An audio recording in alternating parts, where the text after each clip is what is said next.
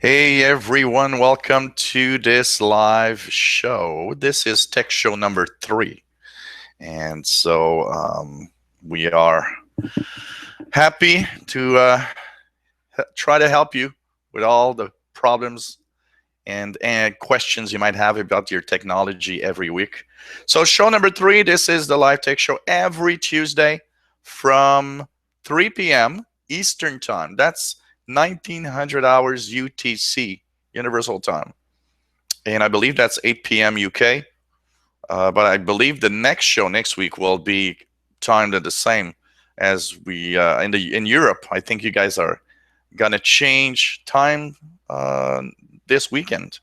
Here in North America, it's in the first November 1st, and we change our time. It's always a little messy when we do that. So welcome. This is the live tech show number 3 for October 20th, 2015. We typically answer questions about anything, technology, PCs, anything that is of interest to you. And we try to, of course, answer to the best of my knowledge. And what's interesting about this show is that you can really ask away about anything you want. That's not just Windows, Macs, Android, iOS, whatever. We're here for that. The email address you see on the screen, helpwithyourcomputers@gmail.com, is the email address to send me your questions. I want to just say a little something because last week I noticed some people ask questions through the YouTube video feed where you can actually post comments and or Google Plus. Thing is, I just to keep it simple, I answer questions only to this email address. So that's very important to understand that if you want to be heard, if you want me to answer a question, this is where it's happening. helpwithyourcomputers@gmail.com. So hope you guys enjoyed today's show. It's about 2 hours, but it's not rock solid. It can go a little longer. Especially if I have too much questions, I'll go a little longer sometimes to at least go over the old questions so that we don't have 2-week, 3-week old questions to answer. So first of all, you know what? Today, some kind of sad news, I'd say. The one about Microsoft Edge is a little problematic, I'd say. Microsoft Edge is not a very loved browser, and Microsoft did, or it's not Microsoft. Actually, from what I know, it's inside news. So somebody close to the threshold work and redstone work updates of Windows 10 kind of leaked that not to expect that on the threshold update in November, we will have add-ons available for Microsoft Edge. That's a little sad. I have to say that's sad because basically, Edge is already something that a lot of people don't really love. And a lot of you have been waiting for add-ons, and it seems they're only going to be available in Redstone update in June of next year. So kind of sad, I like Edge. I think it's a fine browser. It's pretty fast, but it does lack a lot of features. So let's hope that things improve for Edge because it's a little sad to see that. So we've got a lot of questions, a few of them that I just jotted down on the piece of paper here. I have, of course, all of your emails, and I've got emails from last week, from the week that was between last show and this show. By the way, if you've got a question, it pops up in your mind anytime, send it here, and I'll make sure to answer it on the next show, basically. So we've got some nice questions. You guys are pretty knowledgeable about your computers in general, so I like that.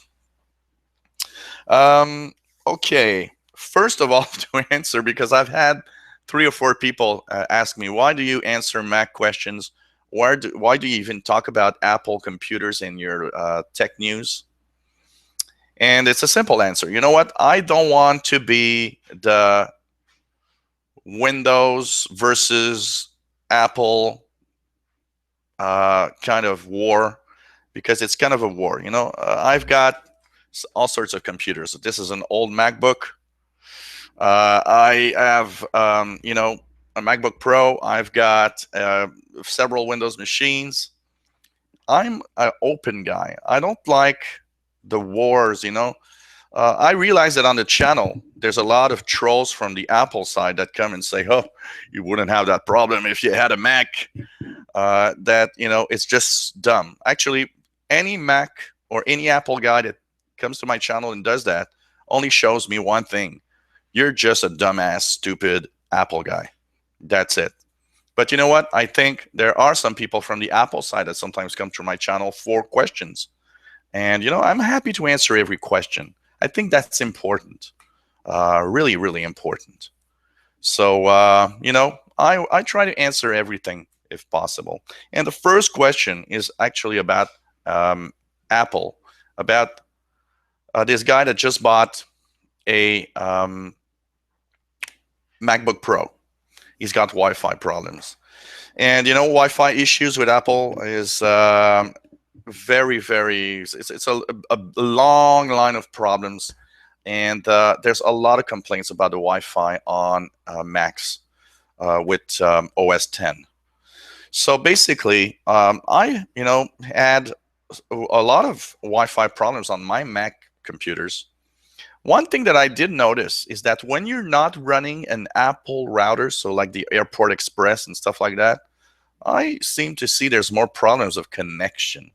And maybe it's just the way that Macs connect to Wi-Fi. Or, sometimes I just wonder if it's not just done in purpose so that everybody buys Apple stuff. I wouldn't believe that, and I don't think so, but it's just weird.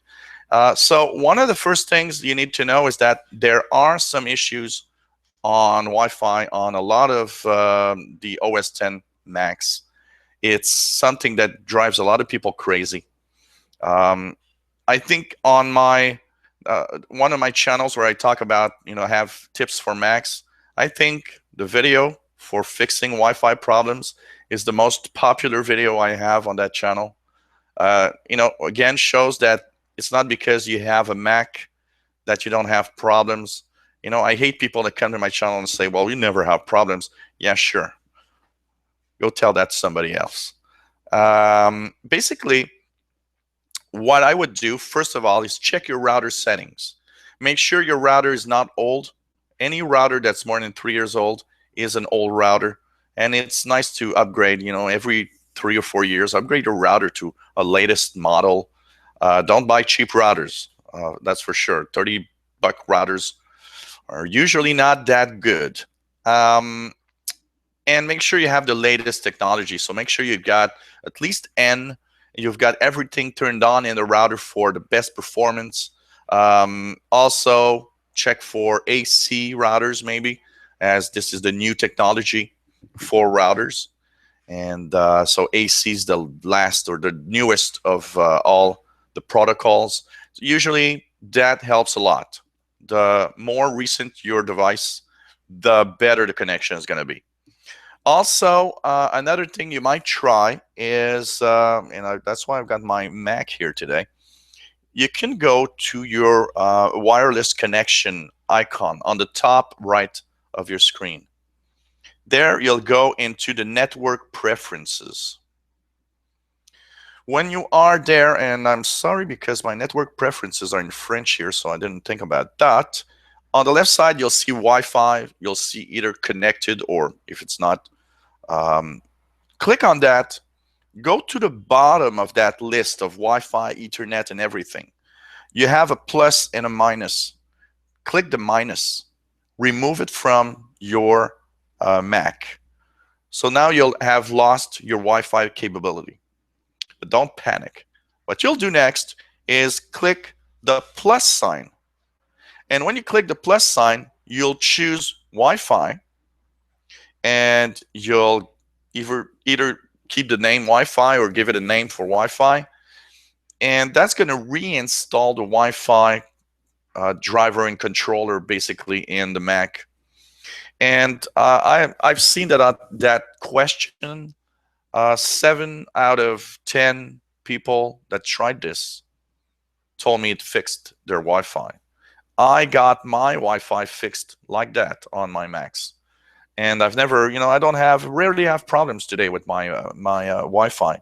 But I also have a router that is very, I change routers every 6 months, but that's because I'm a tech guy, and I love testing new routers. Like I'm eyeing a Asus router now, one of the higher end models. It's like $170, but it apparently is a killer router. It's just amazing and gives amazing speeds and distance also.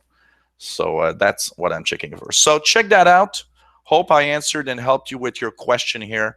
It's very important to check it out. But Wi-Fi issues on Macs are something that everybody complains about, basically. So hope I answered your question. Thank you for sending out that question. Did I write what?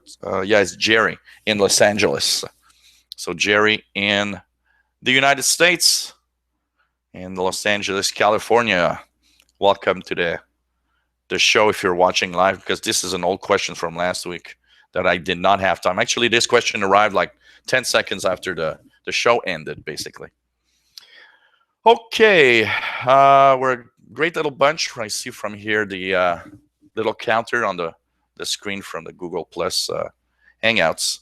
Okay, let's continue on with another question. And this one basically is a question of last week.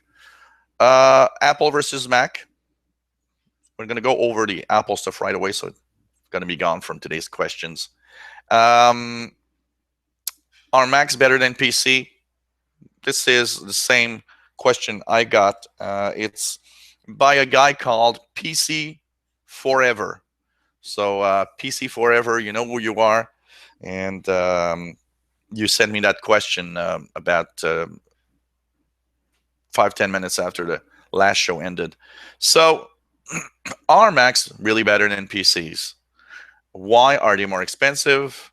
Should I buy a Mac next time? You know what? I get that a lot from my own clients. You know what?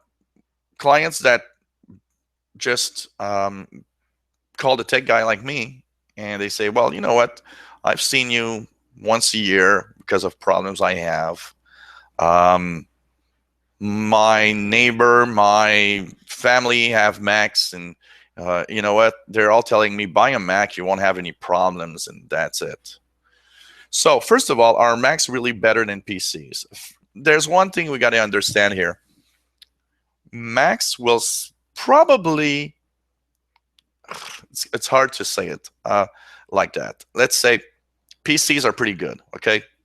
I can tell you my PC doesn't crash, and most of my PCs don't crash at all, don't have any particular problems. And you know what? Windows is a great product. Is Mac computers, are Mac computers better? One thing for sure is that one of the reasons they might crash less is because Apple makes hardware and the operating system. So they know the hardware. They can tweak it to the max. On PCs, the problem is Windows is operating system. You've got these computer manufacturers, and basically they make drivers, and all of that got to work together. In a sense, Windows is a fantastic product because it works in millions of configs. It works in millions of different types of hardware. It's just amazing that Windows works so well. But are they really better? You know what? I got 2 Macs. I've got 4 PCs. I will not buy, you know what? If I go buy a computer, a Mac doesn't even come to my mind. I love PCs. I love PCs because you can tweak them more. I love PCs because you can, do stuff on PCs that usually aren't on Macs, gaming, stuff like that. So the question of are they better? I don't classify Macs better. I just classify them as a different product, but it's a computer, but it's a different product. They are more expensive because, let's say it, there's the design. The design of Macs are usually nice. Some of my clients, mostly women, will buy Macs because, oh, they're so cute. And but you know what? It doesn't come to mind that because people look at Macs and say, wow, they're so beautiful. Because Macs are technically works of art at the same time as their computers. But you know what? If you buy a $1,000 PC or more, same thing. You'll get real nice designs in PCs also. It all goes with the money you spend. You also have the fact that Apple makes a lot more money on their PCs. Typically, a computer manufacturer doesn't make much more than 30, 40, 50 bucks on each PC they sell. And, the margin is very, very thin. And basically, Apple makes several $100s of profits on each PC. They have the market. They own the market. They're the only one making Macs. That's why they control it so well. Just because they're the only ones that make Apple products. Microsoft is an operating system with Windows 10. So there's these PC vendors, and they all compete against each other. And it's the one that sells the PC, the cheapest PC possible, that makes the most sales, basically. And they, do billions of dollars because they sell so many PCs. That's mostly that. Should I buy a Mac next time? The question is one of the most popular questions, I'd say, in the last few years. One of the reasons this question pops up a lot on my clients is I've noticed that it's because a lot of my clients have Apple technology, an iPhone or an iPad. Basically, they use that, they love it, and they say, well, maybe I should buy a Mac because these products are great. And, the iPhone, the iPad is nice technology. Thing is, where I will say, should you buy a Mac or not, is dependent on if you have people around you that have Macs. If you tell me, oh, all of my family is Mac, I'm the only PC person, then, well, maybe because you'll have help. You'll have help because one of the things that people don't think about, and, I hear Mac people saying, oh, buy a Mac, it's so much easier than a PC. It's not. I'm sorry. That is bull. This is total bull. A Mac is not easier than a PC. It actually has its quirks and weird things that you don't understand. It has its good side. There are things that are easier. There are things that are better on Windows. It depends what you're doing. Where I would say to be careful is because there is a learning curve when you go to a Mac. I have these clients that went from PC to Mac, and they called me like 6 or 7 times because there's so many things they just don't understand. And they could typically do those things when they had a PC. So we got to be careful. But if you have help around you and it's something you might want to invest in, why not? You can buy a Mac. I have no problem with people buying Macs. The other thing I will say is that, remember, you'll have 2 to 3 PCs for the same price of one Mac. And sometimes I'll tell people, and people will say, oh, my PC lasted only 2 years and I paid $500. Okay. I think you're going to buy a Mac. It seems better. Okay. Well, remember that you get 2 or 3. If you buy a MacBook Pro, you'll get 3 500 PCs for the same price. So even if they last only 2 years, they're still, you got new PCs every 2 years, and that's it. And it's still going to last. You'll still have 6 years. At 2 years, you'll have 6 years of PCs that you bought for the price of one Mac. And typically, a Mac does not last longer than a PC because what happens is that computers have a certain power. They stay there, especially laptops and Macs. what's going to happen is that eventually they will be too old to do whatever you want. And eventually you won't have that new OS 10 operating system or whatever they do in the future. And you'll be stuck with the fact that you have to buy a new computer. Typically, a 5-year-old Mac is pretty much old. And you start to get, little things that you're not sure what you're going to do. So it doesn't last longer than a PC. And I would say even that a PC often lasts longer because Microsoft works hard to make legacy stuff, older stuff work well on their computers. So if you just look at Windows 10, how far back computers can run it. I've got a 8-year-old Toshiba that runs Windows 10 now, and I love it. You don't have an 8-year-old Mac that runs the latest version of OS 10. That's for sure. So it gives you an idea. I love the machines.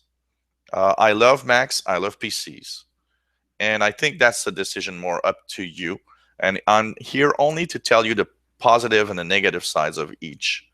And but I'm not here to point you into a direction of where you should go if you buy something. That's for sure. So PC Forever, I hope that I answered your question here. It's very, very, very nice little question. And a lot of people ask that question. Okay, let's check it out here. This is a question that came last week from Tim Robinson. PowerShell versus command prompt. What should I use? Are they better? So basically his question is really, what's the advantage or disadvantage of using either over the other? Okay, so here's PowerShell, here's command prompt. Okay, that's what it looks like. Now, the difference between the PowerShell and the command prompt is enormous. Basically, this is a very complete system. The PowerShell is something, it's not for any reason it's called PowerShell. It has a set of command that's not in, of course, the command prompt, first of all. It is a very powerful tool. You can automate stuff. You can do scripts that run that will output information into another script. It's very, very powerful in doing pretty much everything, and of being able to do commands for very, very deep rooted Windows stuff. The command prompt is just a legacy of DOS. We can call it like that. The command prompt still exists. People often mistaken the command prompt for DOS, and it's not. DOS is DOS. The last version of Windows that came with a DOS version was Windows XP. Windows XP came with DOS 7.0. This is a command prompt, nothing more than a command prompt. It's not a DOS at all. And it's there to do simple tasks.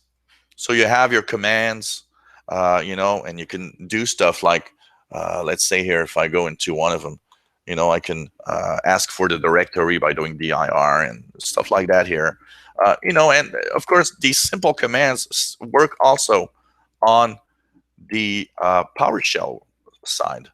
But basically, this is much, much more interesting. Here you have some information here, but here you have more stuff that you can see sometimes, a little more details. But you know what?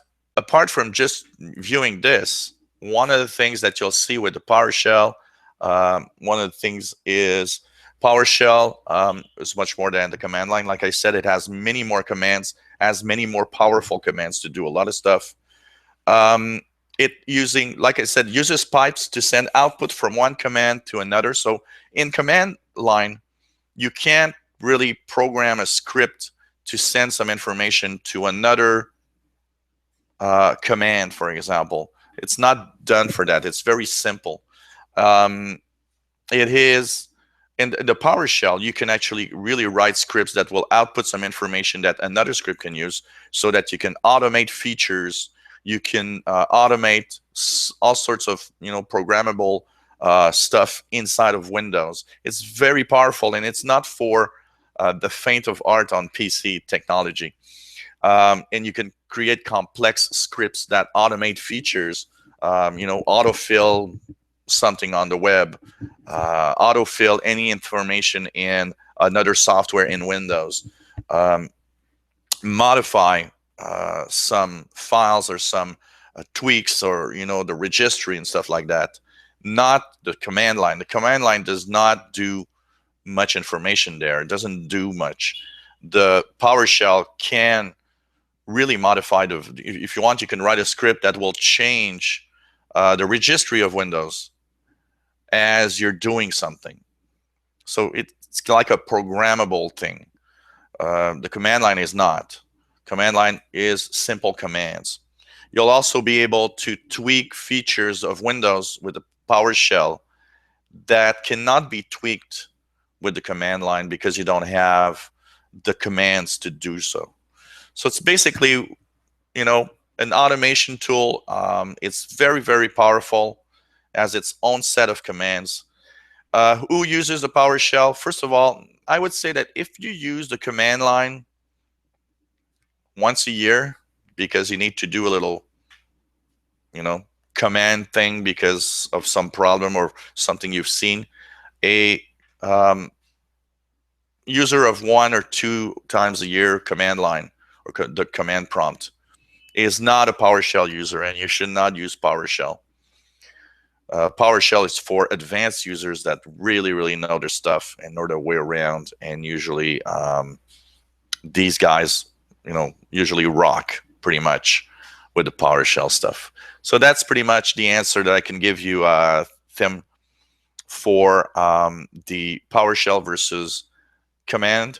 And by the way, the PowerShell is on all versions of Windows 10. All you have to do is go into the search in Cortana, just type PowerShell and check the PowerShell pop up.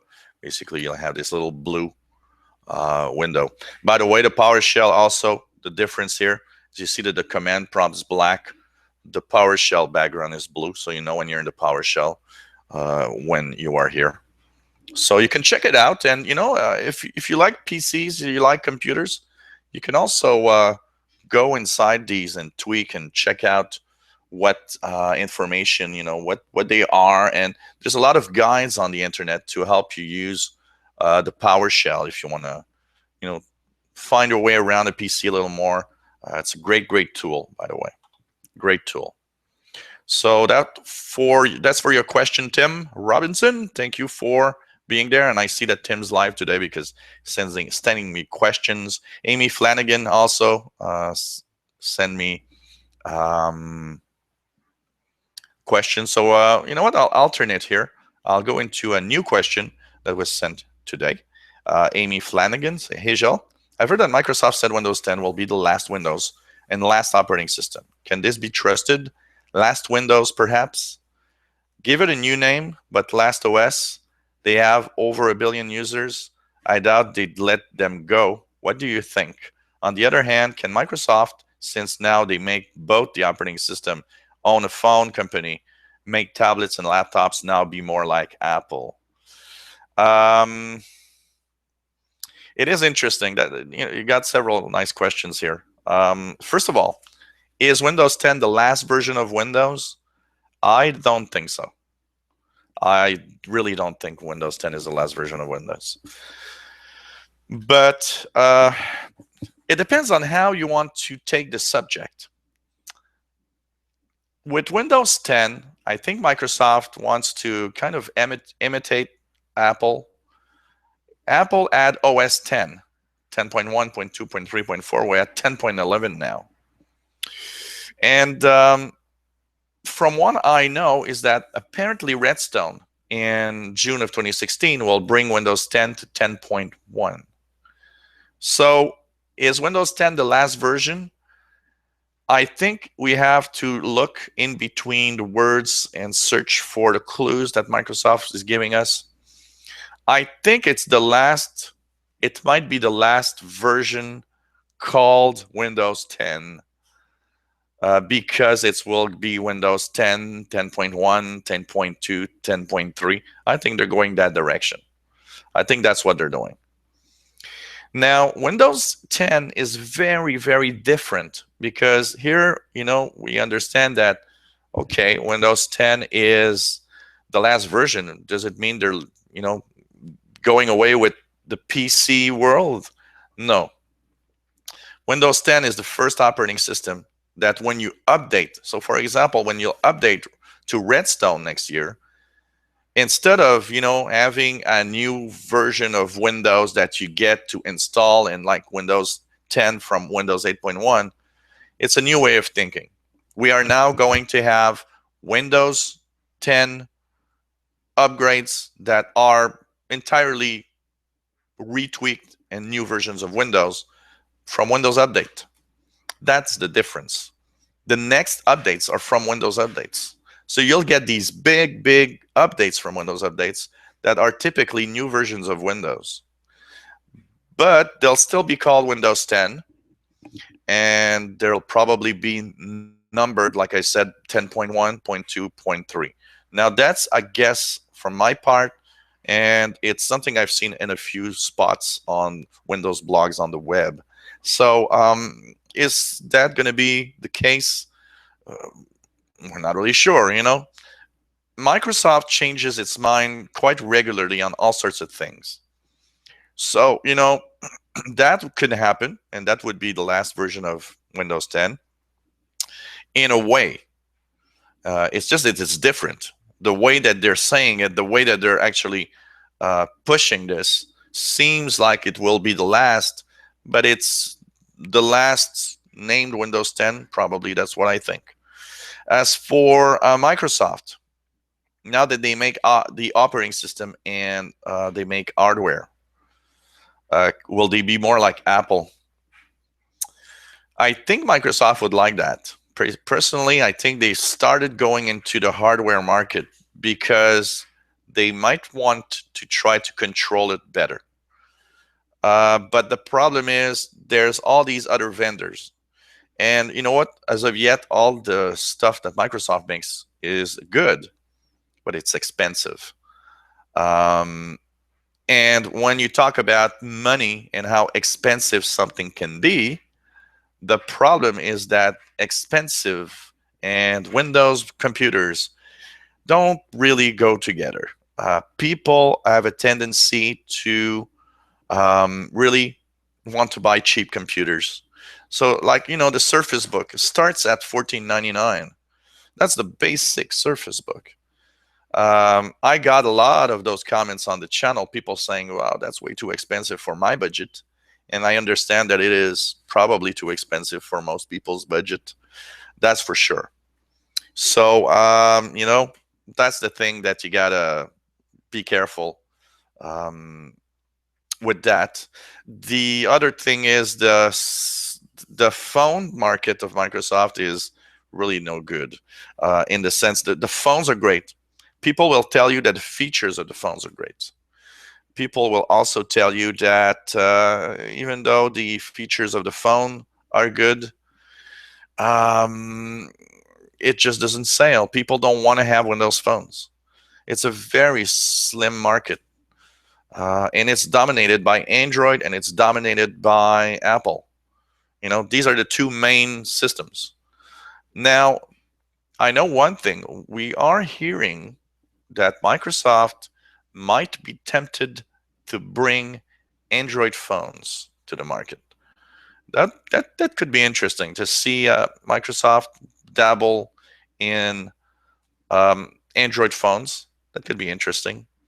But apart from that, I don't see Microsoft becoming an Apple anytime soon because of the hardware that's expensive, and because of also the fact that there's just too many PC vendors out there that want to sell computers. And it's kind it's impossible to get into an Apple-like ecosystem because of that. For that to happen, they would need to, release new Surface Books that cost $500 and have a full line of computers. And I don't think that's going to happen. I think they're pushing stuff out there, but they're not going to push cheap stuff. They just want to maybe guide. I would say they want to guide the market, basically. Look what we can do. Look at our stuff, and let's see whatever happens. So thanks for your question, Amy. I see that you are live once again this week. It's nice to have all of you, coming back to the Hangouts. We'll answer another old question before we go back to a new question. We'll kind of go there and try to answer as many old questions though as possible. Okay, printer drivers. This comes from a guy called Jason. He's in Texas, and he says that he just doesn't know how to find printer drivers. He's got 3 printers basically. He says one of them works fine in Windows 10 just by plugging it in. The 2 others don't seem to work. What gives? Are they just not compatible? Here goes. The first thing you should do if you have a printer in Windows 10 is plug it in and wait a few minutes. Why? Because Windows 10 has a pretty big assortment of drivers. And if you plug in that printer and wait a few minutes, that's the very important part. Wait a few minutes. The reason why you got to wait is because it has to download the driver and install it. Here I've got 3 printers. I've got a laser printer. I've got 2 inkjet printers. One is very old. One of my printers 15 years old. I bought it in 2000. Gives you an idea. And I bought it because I wanted to print my own stuff as a tech guy when I started. Basically, the old one there and another one, which is an Epson R220, they've installed automatically. And my newest printer, which is a LaserJet, also installed, but it had a very basic driver, and I had to go to HP to get a better driver with more options. Now, one of the things that happens, and I've seen that with printers, is that sometimes the printer driver is not ready yet. And the only people you have to blame for that is not Microsoft, but your printer manufacturer. And to give you an idea, I have a little story about a client. He had a LaserJet P1505 that I have here. And when Windows 8 came out, it didn't work. He went to the HP website because he knew that you could go there to get printer drivers. And he didn't find any. So he told me, okay, what do I do? I throw out the printer. And basically his printer was like 6 months old. And I said, no, don't throw it out. If you can wait. And it took 4 months. But after 4 months, there was a printer driver available from HP. So it gives you an idea that you have to be patient. Some of these companies are damn slow in making these printer drivers. And I hate that because basically, you get a new operating system. I'm more in the, I would say, just get the hell, do a printer driver and do it now. Stop taking the users, kind of pressuring them. That's probably what I hate the most. It's pressuring them into buying something new. The number of times that I go as a tech guy to a client and this or that hardware doesn't work because of a new version of Windows, they are mad because they're like, okay, well, it worked before. Yeah, I understand that, but the manufacturer of that hardware wants you to buy a new one. That's why it's like that. And it's, personally, I find it damn stupid. I understand it for something that's really old. if my 15-year-old printer didn't have a driver, okay, it doesn't have a driver. I'll just keep it on a Windows 7 machine and that's it. It is 15 years old and it printed, probably millions of pages from all I did with in the 15 years, But I don't like the fact that, okay, it's only 3 years old and you don't want to do a printer driver. That's kind of a bummer. And basically will push me to buy from another manufacturer. Go to the manufacturer support webpage. Very important. That's where you find the drivers. If Windows does not have one, if you plug it in, wait a few minutes, it still doesn't work. You go to the control panel and you see that it's missing a driver. Go to the manufacturer. So if you have an HP, go to hp.com. You have an Epson, go to epson.com. Canon.com. Whatever, depending on your printer. There's always a support page. Go there, and sometimes some manufacturers have drivers and support, or find drivers, or it's clear. Some websites, hint, HP, have really bad websites for support, and it's difficult to find where you have to get your stuff. But typically, you can try to Google it if you want. One of the things you got to be careful if you Google for drivers and for stuff like that is not to fall into a wrong website. Make sure you go to the manufacturer website, not to some bizarro website that says it has a driver for your printer. So if you got a Canon, make sure you're at canon.com.support.whatever. Look at the address bar. It's very important. Some websites try to give you drivers with tons of really crappy malware with it. So make sure for that. Search for your printer model. So look at your printer. Mine, a Canon. I've got a DeskJet, HP DeskJet 952C. I've got a Epson R220. All of that is written on the printer.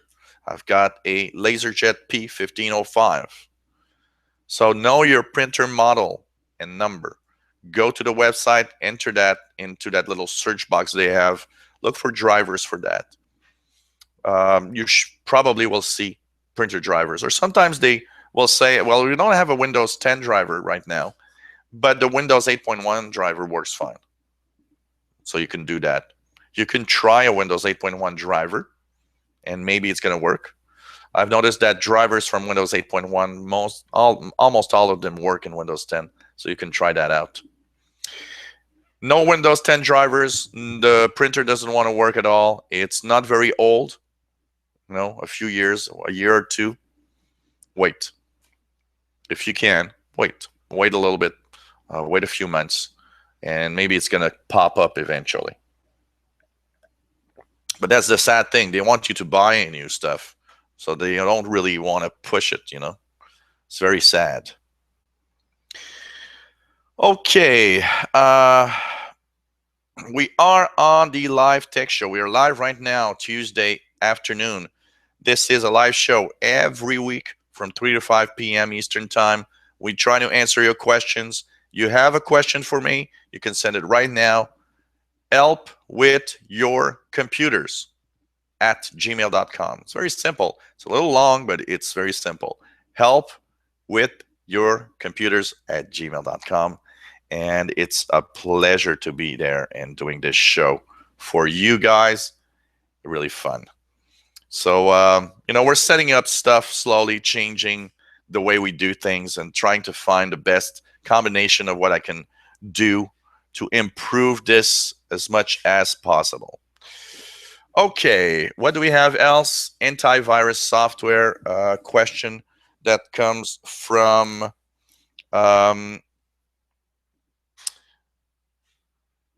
I didn't write it down. Darn.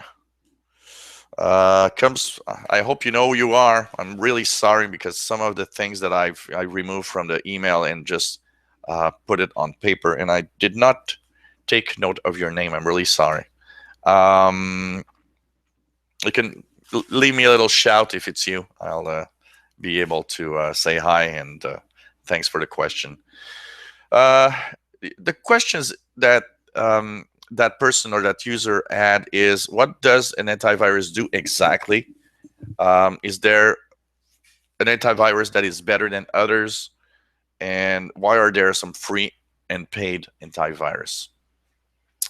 Basically, first of all, what an antivirus does, the way it detects is that the antivirus is a big program that scans everything you do. It just filters out everything you do. It checks it all the time. That's why older computers with antivirus are sometimes really slow, because the antivirus works hard to search and look for stuff. It looks through compressed files, so it has to decompress, look, and then compress it again. Stuff like that. These are the things that are very power consuming for a PC.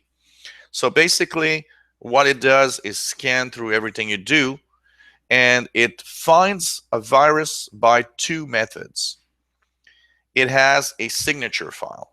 So basically, that's why, for example, you might see that there's updates for Windows Defender all the time. Same for your antivirus. It has updates all the time. Basically, what happens is the company that makes the software gets this information of all the latest viruses, and it will get that information on how to detect the stuff from these viruses. So what's going to happen is that you'll have basically you'll have basically a big file downloaded from the company, because they know how to detect this or this new virus. And because there are hundreds of new viruses every week, they will update very often, several times a day, very often. I've seen the Windows Defender one do updates 3 or 4 times in one day. And what it does is it will check everything you do, compare it to the signature files that it has of all the known viruses, and say, okay, this is okay. Oh, no, this is this virus. Let's give an alert, or this malware, and so on. The other way that it can detect, and that's a way that's more or less good, is it tries to look at a file and tries to find a pattern, because viruses are often programmed in a specific way, and there are viruses that kind of look alike. They're not the same, but because of the way that they try to do things, they look alike. There's some things that you can check for and say, well, you know what, if they have this, this, this, and this, it's maybe a virus. I don't have it on my list, but I think it's a virus. And that's why you can actually, I don't remember if it still exists, but I remember a website that you could go to, and basically you could download a file that was not a virus, but it was just a certain string of characters, and every antivirus software would just say, oh, this is a virus, because it had a pattern that looked like a virus. The problem with that is it's not super effective. It tries to prevent, but it's not super effective, and sometimes it can give what we say false positives, meaning that a file that is perfectly fine will be stopped, blocked, because it's going to say, well, there's a virus in this. And it does happen that false positive happen. We've seen Windows crash because of false positives.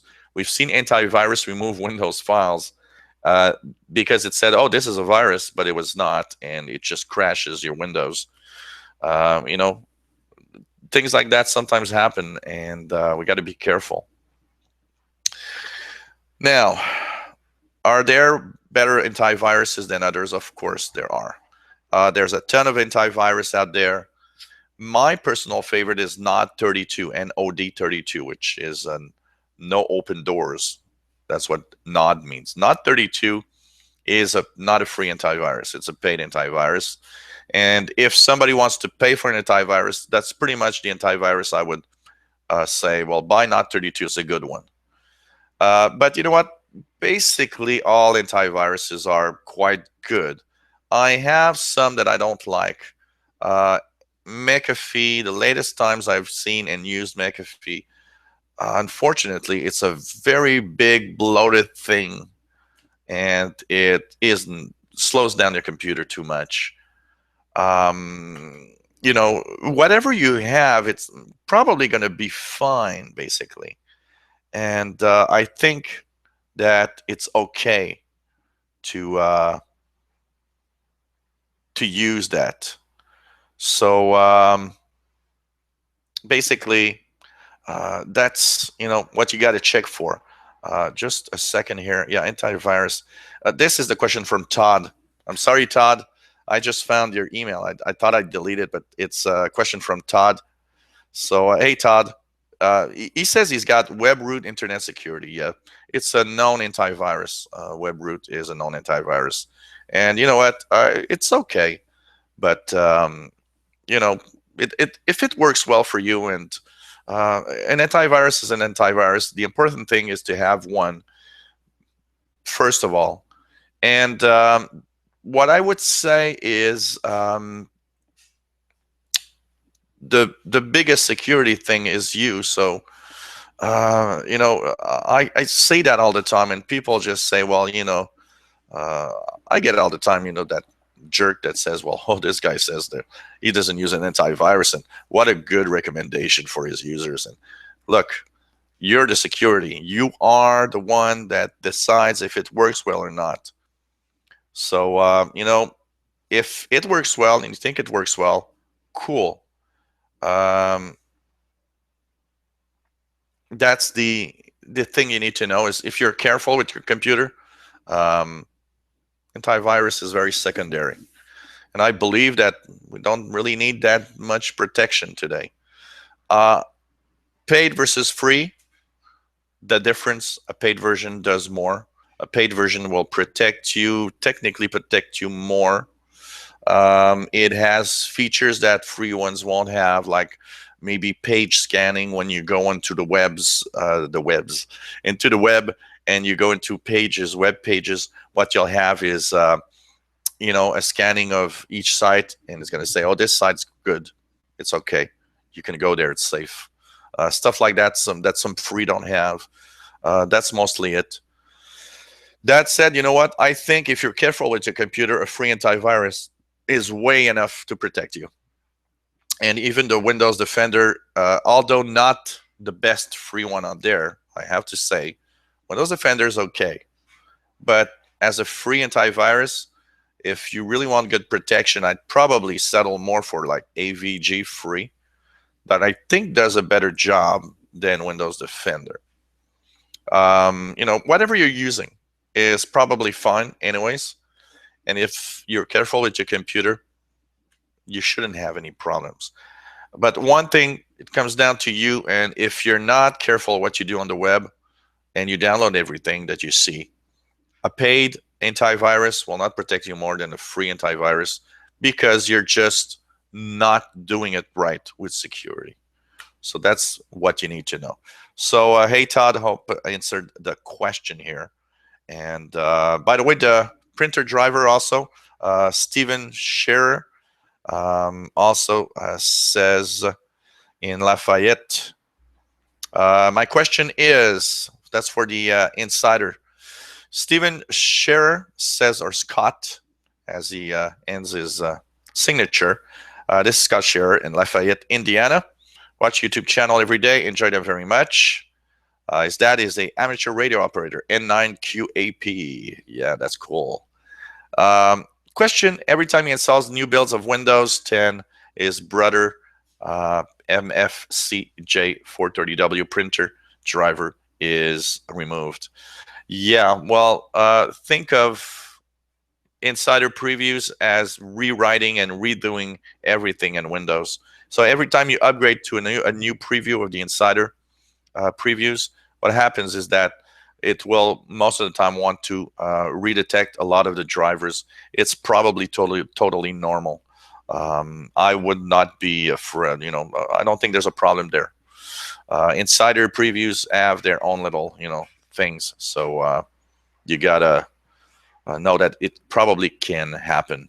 So hope that you it answered your question, but you know, it's okay. It probably does have that um, to reinstall on an Insider Preview, because every new version of the Insider Preview changes so much the core of Windows that some drivers need to reinstall. I've noticed that my headset that I sometimes use to make videos on my Insider Preview, when I update to a new Insider Preview, my headset gets reinstalled in Windows. So it's the same thing. Some drivers probably need to be reinstalled after that update. Pretty sure. So here goes. I think this is an old question also. Old question, that's from Terry Smith. I watch a lot of your vids on YouTube and learned a lot. You have helped me out with Windows 10. I have a little glitch. I installed the software, then removed it. Now, when I look in all apps in the start page, the folder for the software is still there. I need help in removing it. Thanks in advance. Yeah, that's something that is really, really sad, is that when you uninstall software, a lot of the times it uninstalls the software and leaves behind a ton of crap, like folders and, you know, registry entries. Unfortunately, software that install themselves are very bad at removing themselves, and that's sad because, you know, with time you actually get tons of crap on your computer. So the thing is, what you can do is go into if you install regular programs, you know, by the download file, and you click next and next and next, and it installs in a folder. What you could do is, first of all, every computer, when you go to the File Explorer on your computer, you click on the C drive, and on the C drive of your computer, you will have program files x86, and program data. Sometimes it just says programs. Now, when you see program files and program files x86, it's because there are 64-bit programs, and x86 means 32-bit programs. You can go in there, but first of all, you got to remove it. So you go to the control panel, you remove your software. And once it's removed, you can go to the program files, and if you see a folder left behind, you can right click on it and you can delete it. If you're talking about the all apps that have sometimes folders left behind, I believe the all apps take that information from there. So that's what I would think. Now, I'm not sure, because I'm looking at something here, but usually, you know, if you remove it from there, it should remove it from the all apps list, because the all apps list just goes there and checks for what's installed from there also. So make sure you remove it from the control panel. Go and check it out in program files x86 on your C drive. Remove them, restart, check if everything's you know, if it still shows up or not. One thing that you can use, and actually for that, because I'm not a big fan of software like CCleaner, but you know what? If you install CCleaner, part of CCleaner is cleaning up installed files that are left behind. So what you could do is download the free version of CCleaner, scan your computer, and it will check for all the things that were left behind from uninstallers that just didn't remove folders or stuff like that. That possibly could remove it from your computer. What's nice about using CCleaner is that it's an automatic process. You don't have to go to the C drive. You don't have to be scared of maybe doing something wrong. That program will do it for you, and it's probably going to be quite fine. Another thing that you can do, so I see here, use CCleaner, is search for the folder in the File Explorer. So you can go in the File Explorer, and when you're in File Explorer, on the File Explorer itself, there's a little search on the upper right of your window, and there you can just type the name of the program, for example, that you remove and that's still there. And it's going to show you all the folders left behind from that software. Once again, you have to uninstall it before. Don't ever remove a program like that without having first uninstalled it from the control panel or from the programs and features.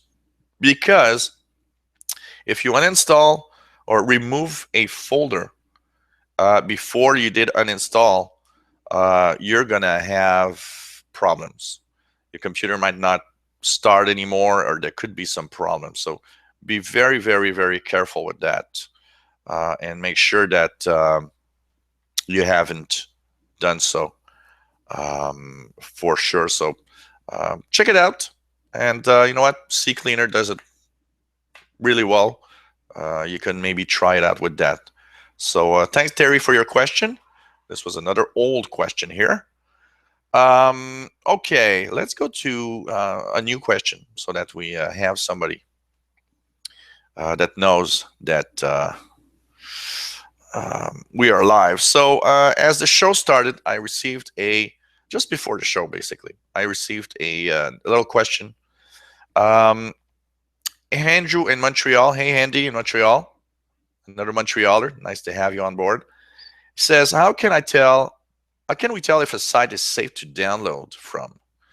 Twice I downloaded Google Chrome, and twice I got a lot more like V2, V9, and pop-up ads all over the page, and the Explorer homepage was taken over. I was able to uninstall most of them except for 3 search modules, Gubzo, Browser Air, and Mincast. They just won't uninstall. Would it be easier to reinstall Windows 10 and do a clean install? Okay, that's the thing. Sorry, here I got a little distracted. I get calls. You know, tech guy is always busy. Okay.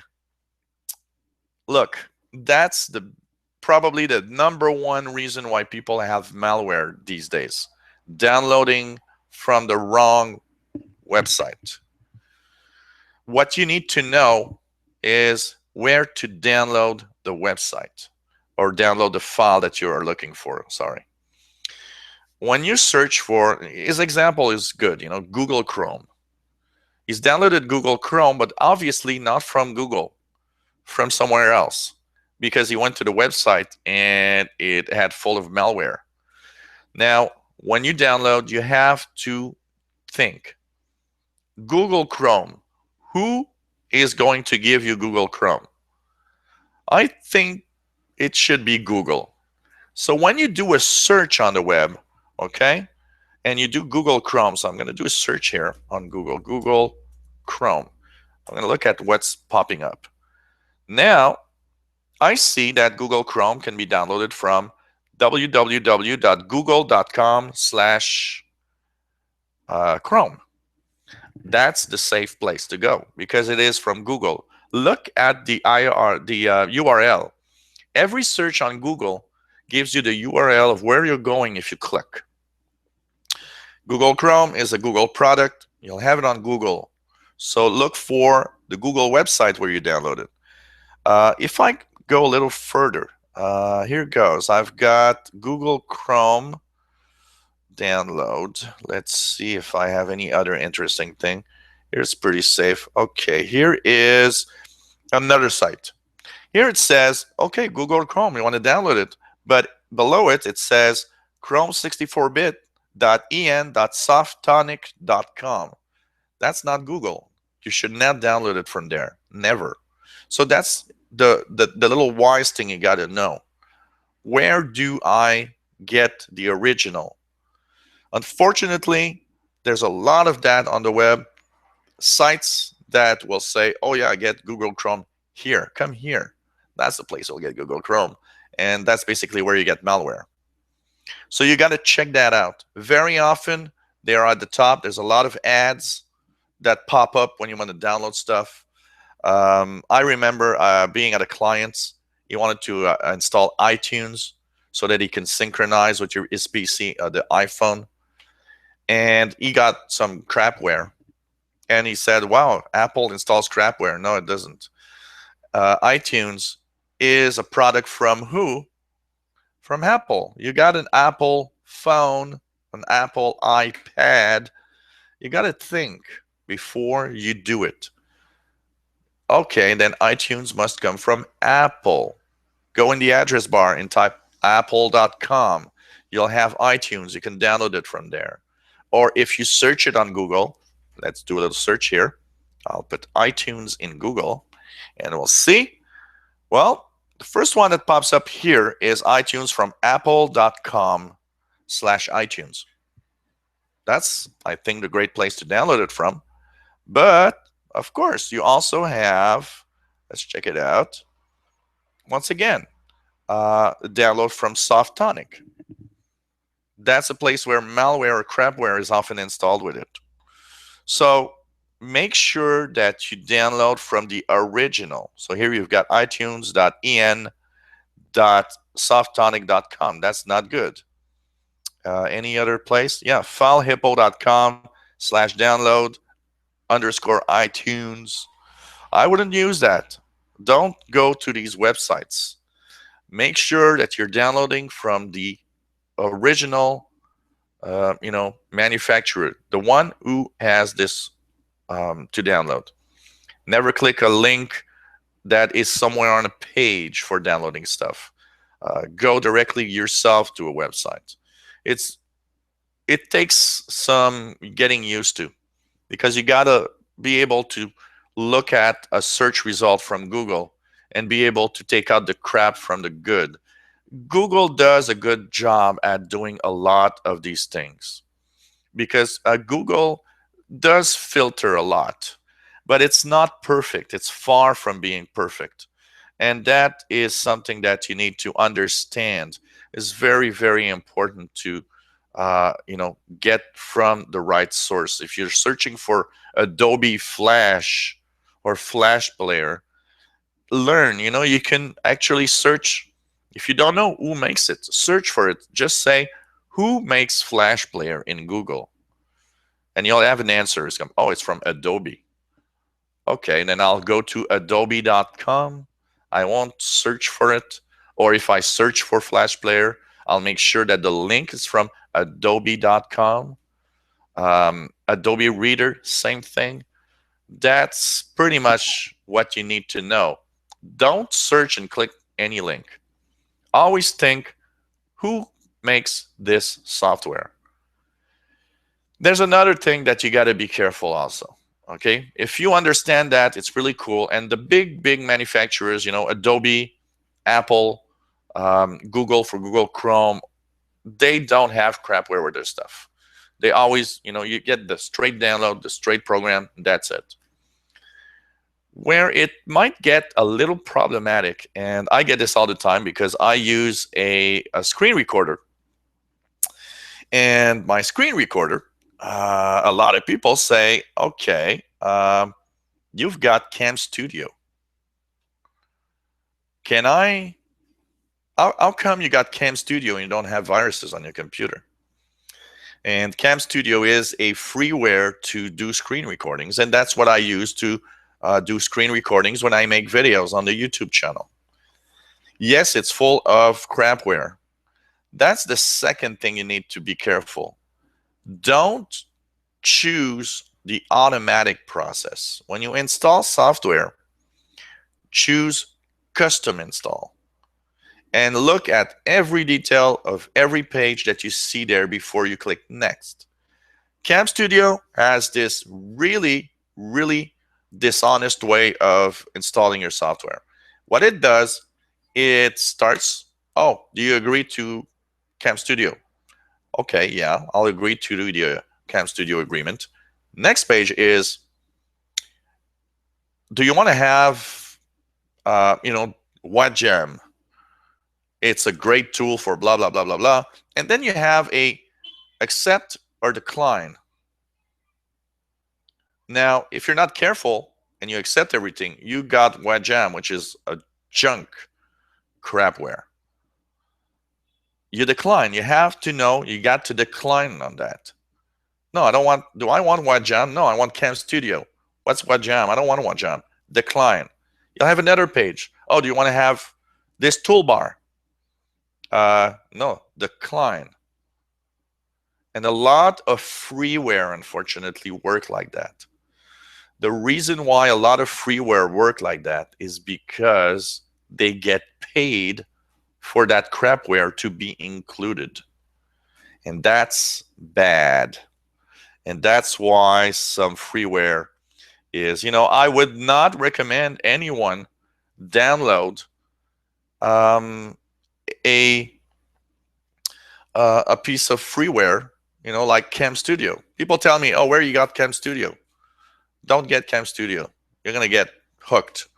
The only reason why I've got Cam Studio without shit is I declined everything that I didn't want. And even then, even after that, I took Malwarebytes, anti-malware, and I scanned the computer. And it did find a little something left behind that was not active, but it was a little something that Cam Studio left behind in case I would install it, and it was a piece of malware. So 2 things you got to be careful today. Know where you get your stuff. Learn which website you need to go to get the stuff. Second, everything that you download, don't use the automatic install. Just click the custom install to see and filter out what it might want to install also that you don't want on your computer. So that's basically what I have to say. As for your search module, Gubzo, Browser Air, Mincast, I would try Malwarebytes anti-malware by going to www.malwarebytes.org. So don't search for Malwarebytes anti-malware on Google. You might have crap. But go to malwarebytes.org and check it out for there. Check out if it finds stuff and it can remove it. When you got more than one crapware or malware, unless you're really experienced at removing those malware stuff, I would recommend that you refresh Windows 10. Go into the updates, and when you're in, let's just go again. So you go into your notifications on the bottom right. You go into all settings. When you're over there, you will go into update and security, and go to recovery on the left side. There's reset this PC. You'll click reset this PC, get started. The best, if you can, reset the PC by removing everything. If you want to keep your files, it's fine. Just click reset this PC by keeping your personal files, but it's going to remove all the apps and programs that were there. And that's going to clean your computer, and you're going to be right. You're going to be fine after you have reset it. And it's an easy way to do. And it does take a little while, but that might be the best thing you can do. One of the biggest problems with these malware also is that, you can go to malwarebytes.org, but it sends you to some other website for some kind of security stuff. So you got to be careful with that also. So good luck, Andrew, with all of that. And I hope you got it clean. I clean computers all the time with that crap. It's really, really sad. And, there should be some really big, there should be some really, really big, I think that there should be laws that close these companies that make this really bad malware. That's for sure. So that's for sure. So hope it answers your question. Good luck with that, my friend. Okay, let's check out here. What do I have? Another older question. Microsoft support complaints. We've got a very unhappy camper here. We've got somebody, Scott K-Holtz has a big. He's basically really mad. He's in West Sacramento, California. Now, he's sent me everything that he did. Okay, this week, I was talking about a Wi-Fi, um, an app that you can download that's called Wi-Fi Monitor. And he downloaded the Wi-Fi Monitor app, and it didn't work on his computer. It crashed all the time. So he thought, well, maybe the paid version is going to work if the free version is, crashing all the time. So he bought the paid version at $1.99. And what he got is a paid version that crashes all the time. So he's mad because he called Microsoft and he asked Microsoft, can I have a refund? And basically, he's been sent at every Microsoft department. And he says, look, is there a way to issue a complaint to Microsoft? He's not been able to do it. And I understand why you're mad. That's for sure, because you get, a piece of software that doesn't work. You want to have a refund. And I'd say that is the biggest problem in not only Microsoft, but even Apple. If you buy an iOS app and it doesn't work, I can tell you one thing. Try getting a refund at Apple. You'll really, really go crazy about it. Getting complaints done at Microsoft is virtually very difficult. What I would do, and that's my little trick, because I've done so in the past and it's sometimes surprising. Search for, and the web is full of that, by the way, search for personal emails of the top people at Microsoft and send a copy of that to all of them. Send a copy of your complaint to all of them. So, look for Satya Nadella's email address. It's going to pop up somewhere for sure. Usually these addresses are easy to find on the web. Send your complaint to him. Send your complaint to all the top people there. And wait. And you'll be surprised. Somebody can maybe come back at you through email and say, okay, here's what we can do. Here's how it's going to happen. Windows, I'm just going to check here because there's something I forgot to check for.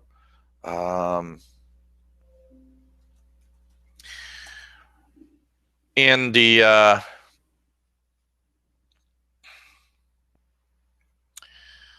just going to check here. Yeah, sales and support. They have a sales and support section for their Windows Store, or for the store. What I would do is go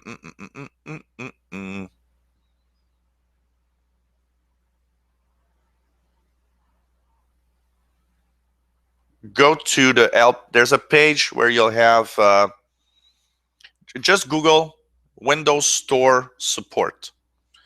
I've got here a lot of contact information that was actually sent. You've got ways to call them direct. You also have ways to send emails. So check it out and see if you can talk to somebody. One of the numbers I can give out here is the Microsoft Store sales and customer support. So this is directly for the Microsoft Store stuff. 1-877-696-7786. So 1-877-696-7786. Try it out, but I understand that it's damn complex to do a complaint to them. It's darn difficult to get any answers and to get anyone help you at Microsoft, that's for sure. Another old question about Windows 10 support. Noel in the UK. Firstly, before just congratulate you on your very well put together Q&A channel. Thank you. Question is, with earlier versions of Windows, if you had an OEM version, or basically a version that came with your PC, Microsoft would not help you with tech support. They would send you back to your machine's manufacturer for support. But if you have upgraded to Windows 10 from OEM of Win 7, 8 or 8.1 using the free upgrade option, then who is responsible for support now? Microsoft or the OEM manufacturers? Will Microsoft help, or would Microsoft send you back to the OEM? Thanks for reading a question, and I hope you have time to answer it. Okay, Noel, here's the thing. Yes, it's true that when you are on a computer that you bought, so say you bought a Dell computer, it comes with Windows. If you have problems with Windows or something about Windows, what's going to happen is that if you call Microsoft, they're going to say, don't call us, call Dell. It's still true if you buy a Windows machine. So if you buy a Windows computer now and it has Windows 10,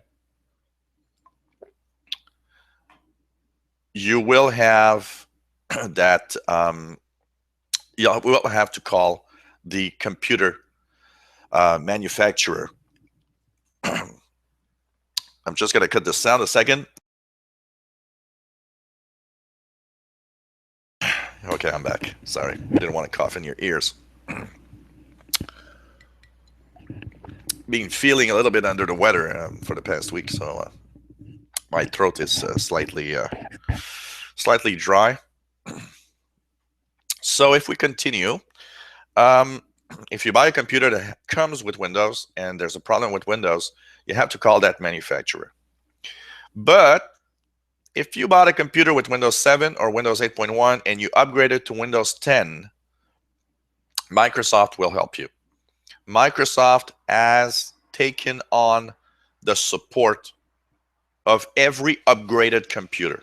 They did that because they knew that the manufacturers would go crazy with the Windows 10 upgrades.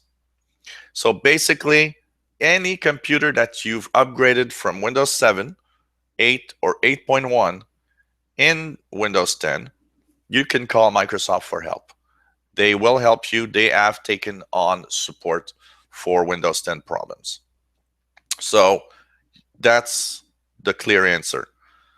But if you go out and buy a PC now and it has Windows 10 installed on it, that goes back to the manufacturer because it's not an upgrade. You bought it with Windows 10 pre-installed. So I hope it answers your question. You've upgraded from Windows 7, 8, 8.1, you got a problem. Microsoft will help you. They have the support for Windows 10 for those computers. So pretty quick answer to your question. Thank you, Noel, in the UK, for sending us this little question. Really nice to have you on board.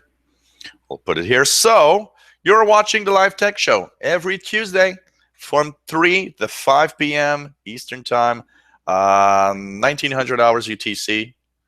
And we're just answering your questions. You can send your questions live. helpwithyourcomputers at gmail.com. This is show number 3. We're happy doing this every week. I'm always looking forward. Actually, you know what? I woke up this morning, started doing my little tech stuff, and I thought, wow, it's cool. Today we're having a show. I'm going to have fun. And I do have fun making these shows. I hope you guys love it. I get a lot of positive comments. So thank you so much for being there, because it's thanks to you that I can do this live show every week.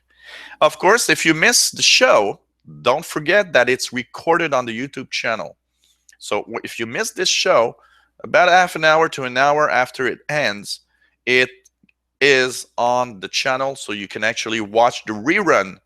And it's even cool because if you've heard something today and want to go back and said, wow, he talked about something that's interesting, you go to, okay, he talked about something, I got to find it. You just go to the YouTube channel, click on the video, just move the cursor around to whatever part you think I was talking about it, and you can listen over and over. So if I give you some, things to do, you can actually listen to it 2-3 times to make sure you understand right.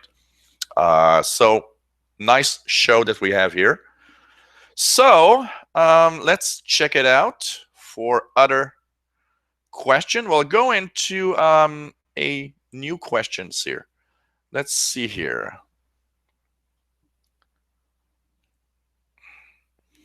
So we have Tim Robinson sending a lot of little stuff. Although I have yet to use Cam Studio, I downloaded it and declined all other crapware that came with it. After installation, I found some items in the add remove that appeared after Cam Studio was installed. I successfully removed them on install, ran a malware bytes scan, and fully removed everything that was not needed. It was your good self that told me it had crap in it. And thank you for that. Otherwise, I would have just clicked install, never thanked you for that. So massive thank you. Yeah, I just hated that you have to be so careful downloading stuff today. It's really, really, really sad. That's for sure. What else do we have here? One of your viewers, Tim Robinson again. One of your viewers asked about uninstaller leaving bits behind. I found Revo uninstaller to be quite effective. There are a few uninstallers and some go deep into the registry, user created shortcuts. Regards. So Revo, R-E-V-O uninstaller. That seems to be a good thing. I'm going to actually keep that in my notes here, because I will take a look at it and maybe even do a video about that piece of software, Revo uninstaller. Just going to check it out here, Revo uninstaller. Yep, Revo uninstaller. Yeah, Revo uninstaller. There's a freeware and there's a pro version. Oh, that's interesting. That's cool. I'm going to check it out. Download free trial. So there's a Revo uninstaller Pro if you want to have just the basics. So cool. I'm going to check that out. Seems to be interesting. A piece of software for sure.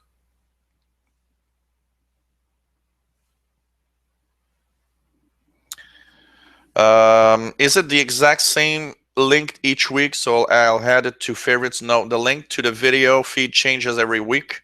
That's why I do a video to tell you where it is.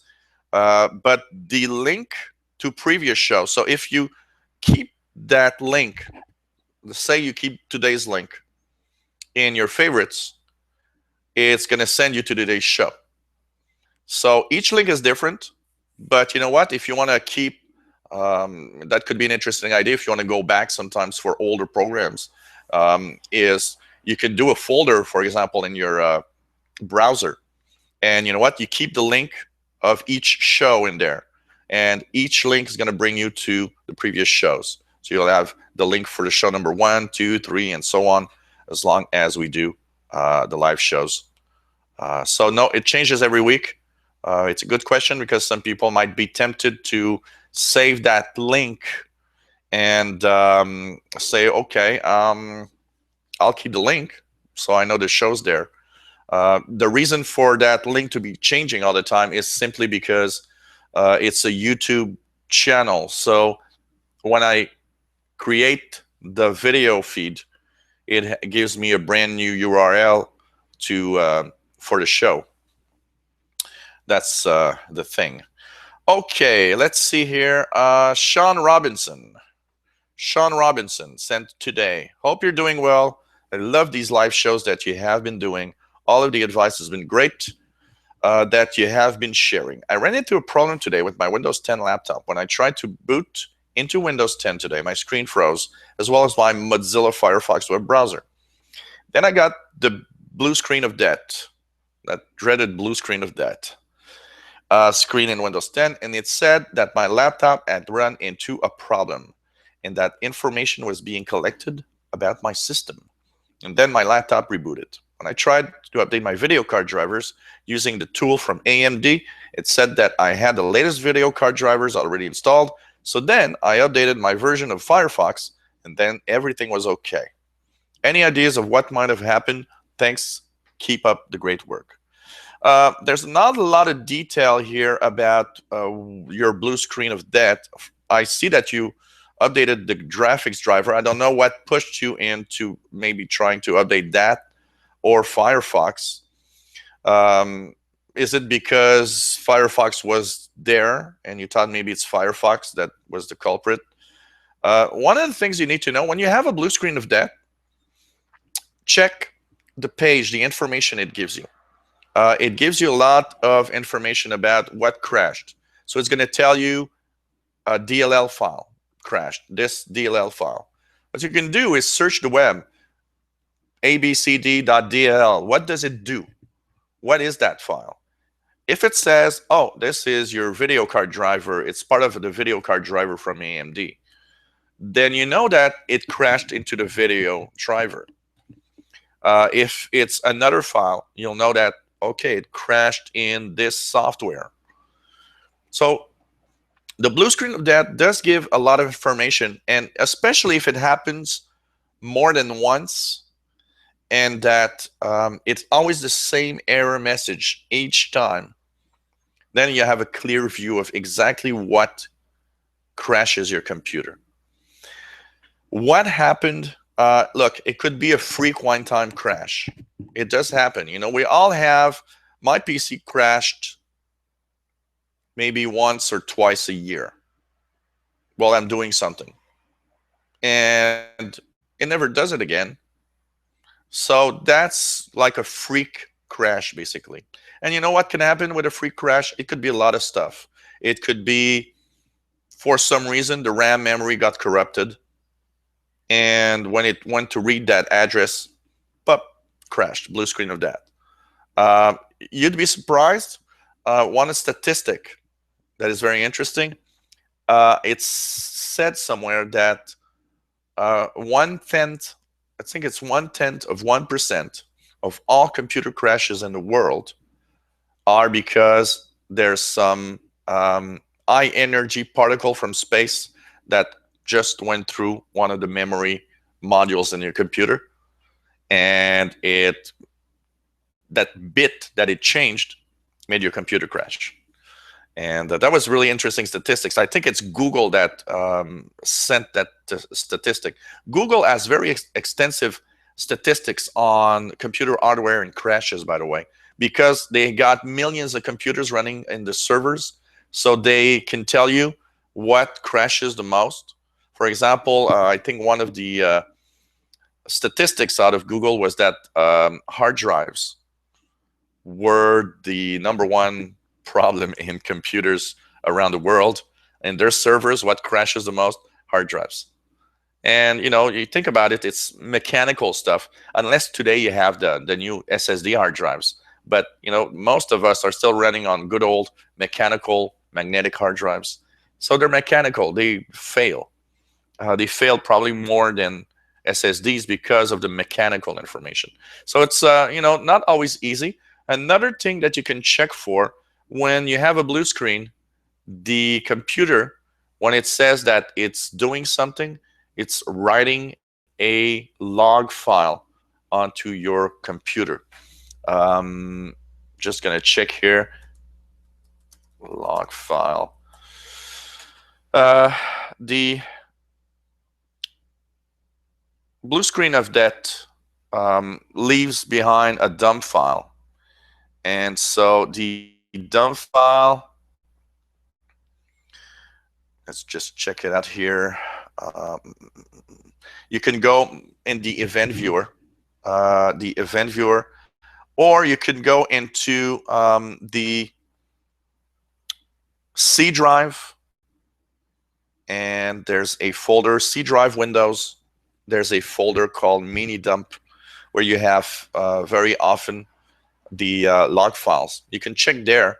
It gives you details of the time, the date, the hour that it crashed, what file crashed, what DLL or whatever. So no, there's a lot of stuff going on. And if it happens one time, like I say to everybody when tell me, oh, my computer crashed with a blue screen 3 weeks ago. Was the first time. Did it do it since? Doesn't matter. It probably won't do it again. Or it could be a freak problem on your PC that's happening only once every 6 months. And so, it's not always easy to know where they are and what they are, but blue screens could happen from time to time. One of the biggest problems of blue screens is sorry, just gonna try to go back here. Okay, Sean Robinson. One of the biggest problems if you get blue screens is if the error message and the file isn't the same. That's the worst. Getting blue screens with a different error message every time, now that's the difficult thing to try to find what is crashing. Because since every time it changes, you can't pinpoint what's crashing. Then you have to go into a lot more of investigation, checking out RAM memory cells, exchanging the RAM with other RAM to see if does it still crash. It could be power supply issues, voltages are not just right. It's very complex to try to find something when that happens, that's for sure. So thanks for the question, Sean, and it's nice to have you on board as usual. Let's see here.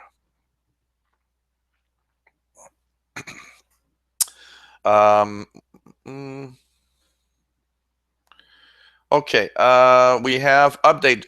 Jose Neves has it says, okay, hi, shall watch your live tech show and was hoping that you would answer my question that I emailed you last week, but I guess you didn't get to read or overlooked. So he's got a Windows update problem. He says that not update, but Windows upgrading from an old version of Windows to Windows 10. Jose, look at my channel. I posted a video this week on explaining how to upgrade to Windows 10 from different situations. I'm pretty sure one of the tips in that video is going to help you. It's very important that you look at that video this week that I posted. There is 2 ways of upgrading to Windows 10: from within Windows, so when you're in Windows 7, Windows 8.1, or from outside Windows, booting from a USB type, the Windows 10 install. It doesn't work in the same manner. If you can't from within Windows, there's a good chance you will be able to do it from outside Windows. A lot of the computers that I've upgraded for clients, I had to go outside of Windows, boot with the Windows 10 thumb drive that I created, and install from there instead of installing from within. So that's very important. Check that out, my friend. Where do we continue? We have Peter Sargent. Hi, I've not been able to install the latest Windows 10 update. I have attached the error message I got in a screenshot of my update history. Haha, let's check that out. So basically, he's got a update problem that says there's some problems installing updates, but we'll try again later. If you keep seeing this and want to search for the web for contact, he's got an error which is 0x800-705B4. Let me just check here something. Windows update error 0x800-705B4. Notice how I use Google a lot. A good tech guy and a good tech enthusiast uses Google all the time to search for what he's looking for, error messages, problems. So Windows update error 800. You're not alone from what I see here. A lot of people seem to be having that. And it seems that it is issue with, we should check here. I'll check a few things.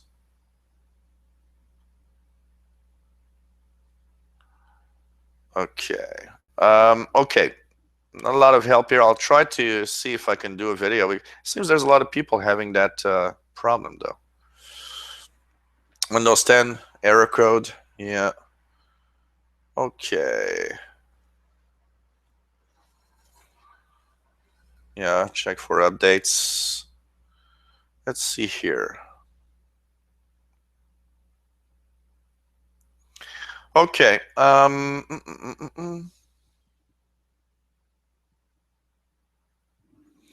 Okay, one of the things that you can do, let me check this. Okay, I'm just gonna go here for a second. And then in security, just gonna check to see. I don't see this. Just want to see if there's something. Give me updates, view update history, choose how updates are delivered. Well, yeah, I'm not sure actually. I don't have that here. Okay, what I would say is first of all, if it's a known update that you have, so for example, say you couldn't install, today there was, by the way, if you have Windows 10, an update for Flash Player. So make sure you get this update, security update KB3105216. Security update for Internet Explorer Flash Player for Windows 10. So if you have problems updating using Windows Update in Windows 10, first of all, make sure restart your computer, try it again, more than once, try it 2 to 3 times, and there might be a way that it's going to actually start eventually. So check that out. If that doesn't work, what you can do is go into the support.microsoft.com webpage. Support.microsoft.com webpage. From there, you will enter the update that doesn't want to install. So say that you've wanted to install today's update. Check for the number that goes with the update. So today's update was KB3105216. When you go onto the support.microsoft.com website and enter that info, you'll see that you'll be sent to the page that talks about this update. And most of the time, you'll have below the text, links for the manual download of that update. So if you can't update from within Windows 10, try update it manually from one of the download files. You just have to choose the correct version though, because you'll have versions for different versions of Windows and 32 or 64 bits. Make sure you choose the correct one.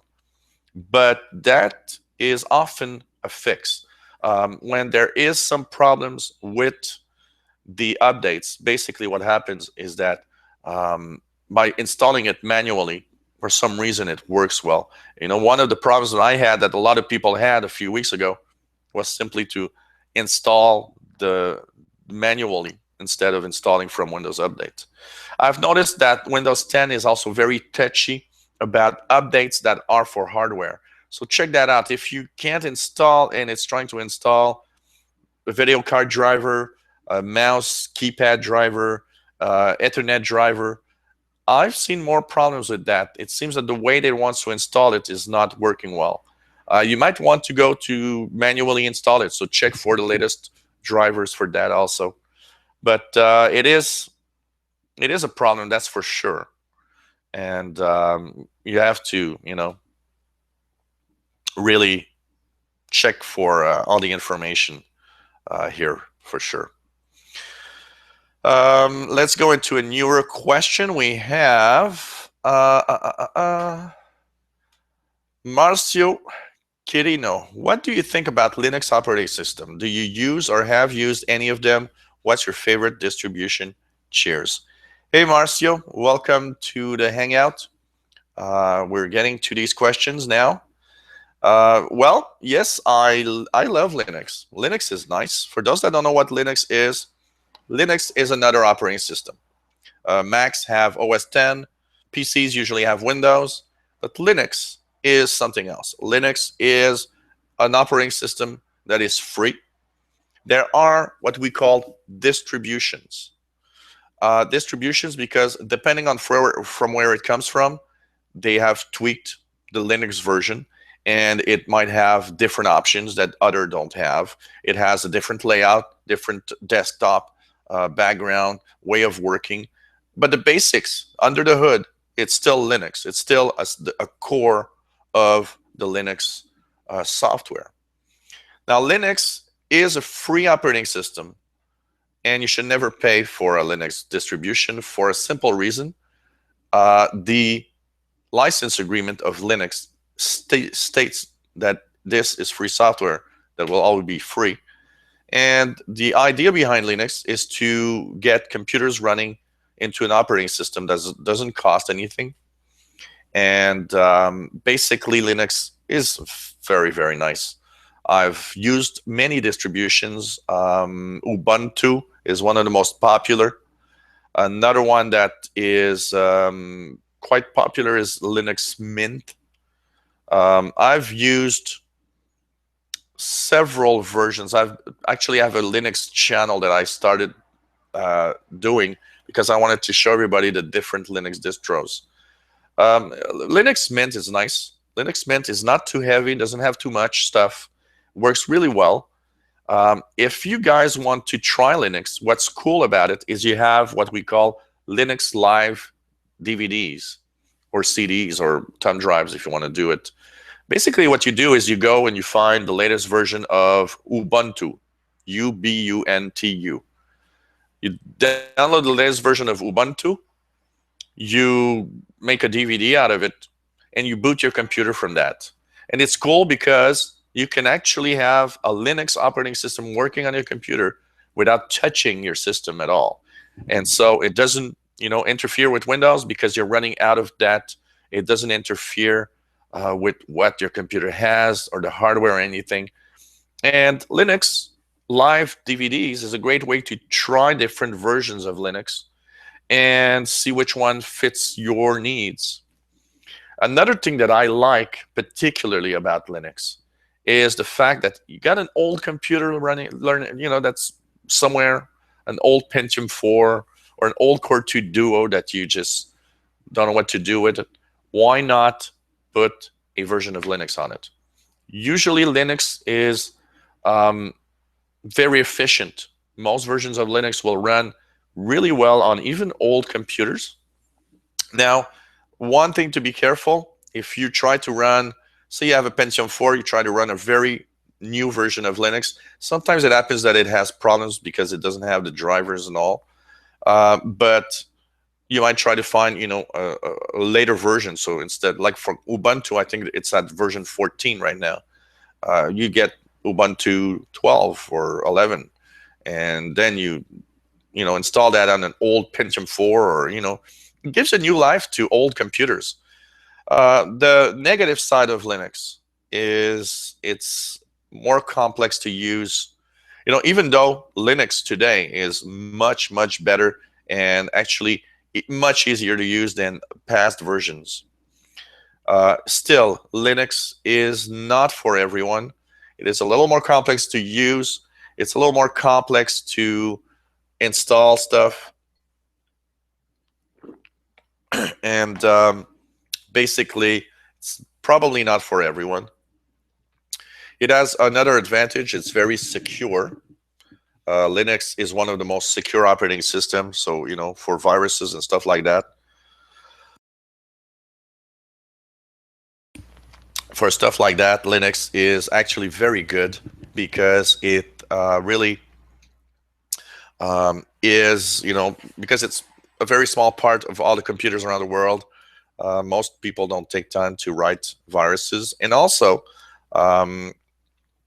it is an operating system that is, in its way of being created, very secure because it has different layers of security and of root. There's root stuff. There's like layers and layers. So basically, before you get to the core, you've got a lot of things to do.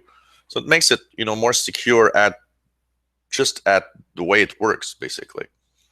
So Linux Mint is one of my favorites because Linux Mint I thought it was nice and very, very efficient in working. And, I think people should take a look at Linux distros. If you're a tech enthusiast and want to play around with computers, maybe you have a computer lying around doing nothing. Why not turn it into a Linux machine and learn how to use it? Linux is a nice operating system. Thank you for your question, Marcio. Really, really nice to have your questions here. What else do we have? Okay. Another thing here, Tim Robinson. I haven't tried Linux on this old machine yet. And I was wondering, given the CPU's missing modern features, is there a modern Linux distro that should work on this? An old Athlon XP based PC? The latest versions of Linux might not work very well on this old machine. But if you go into a distro, try a few distros. I know there's one. I don't remember what's the name. There's one that is specifically made for older computers, and I remember I've seen it, but I'll try to find that information. I'll keep that in mind here, and I'll try to maybe answer it next show. About there is a version for older computers, but you can check it out. What you can also do is, you know what,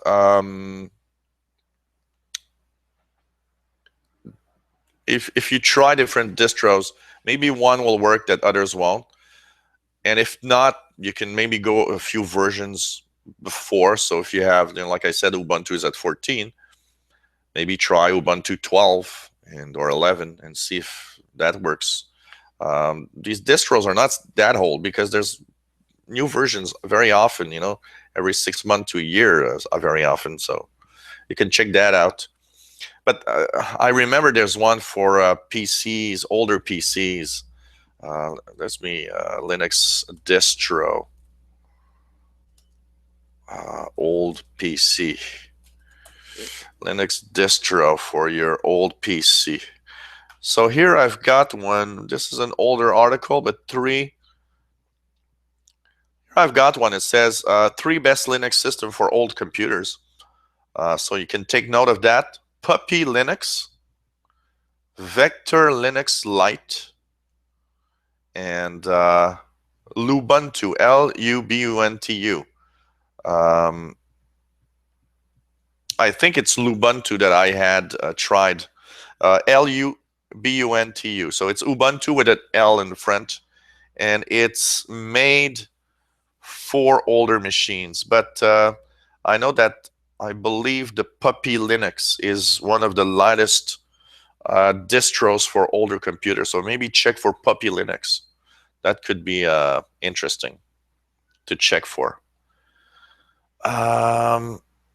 What else do we have here? If we take a new questions here.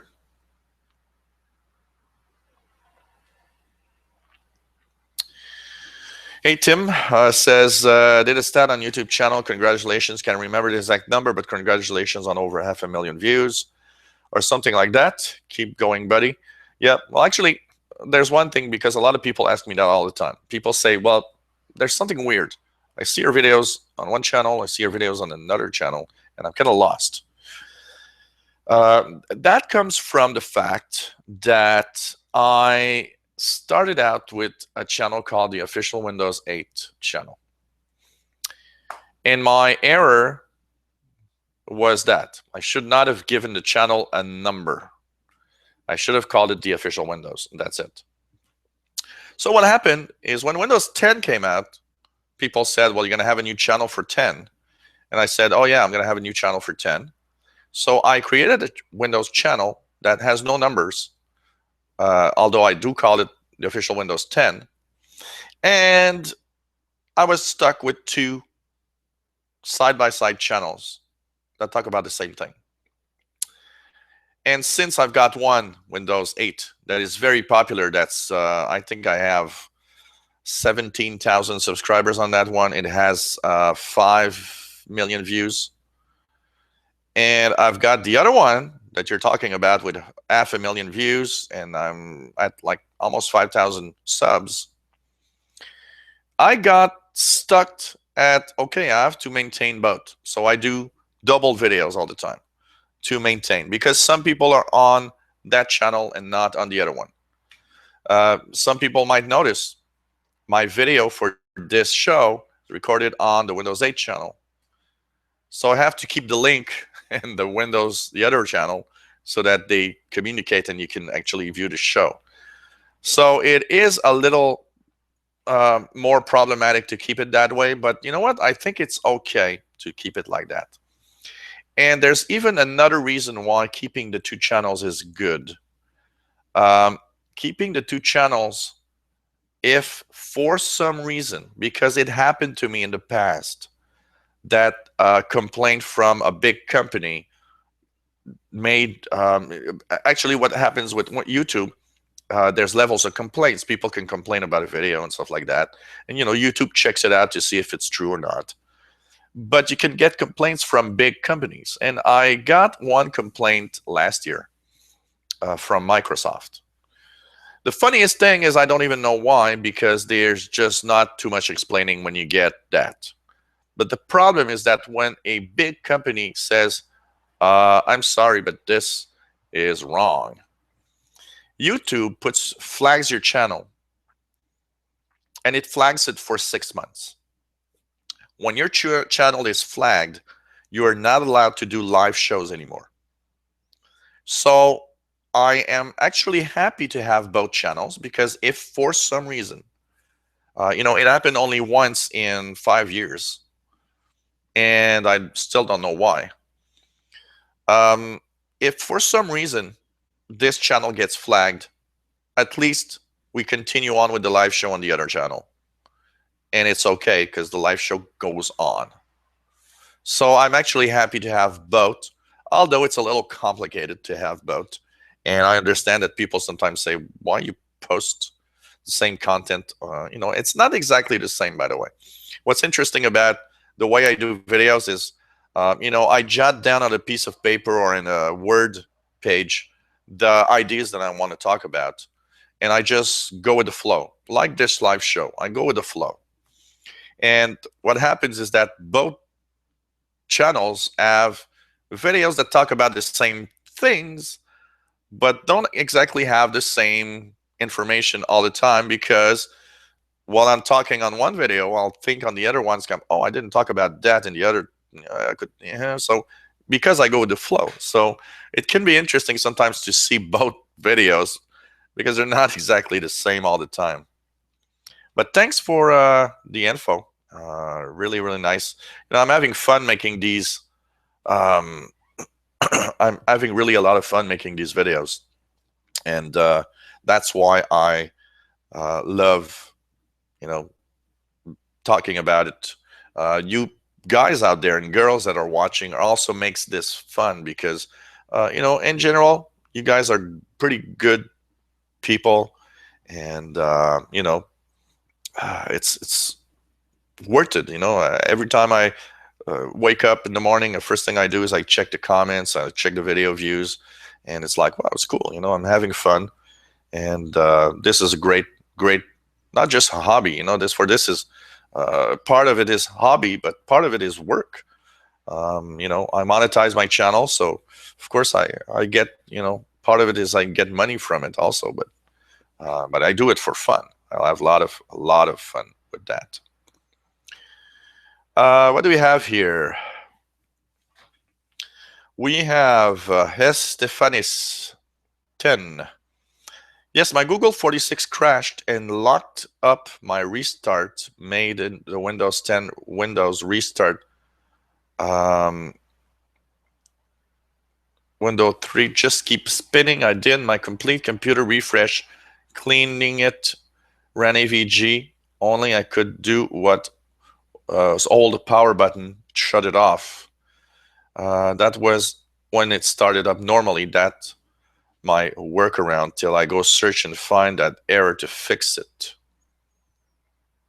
Huh. That's interesting. Your Google 46 crash locked up my restart.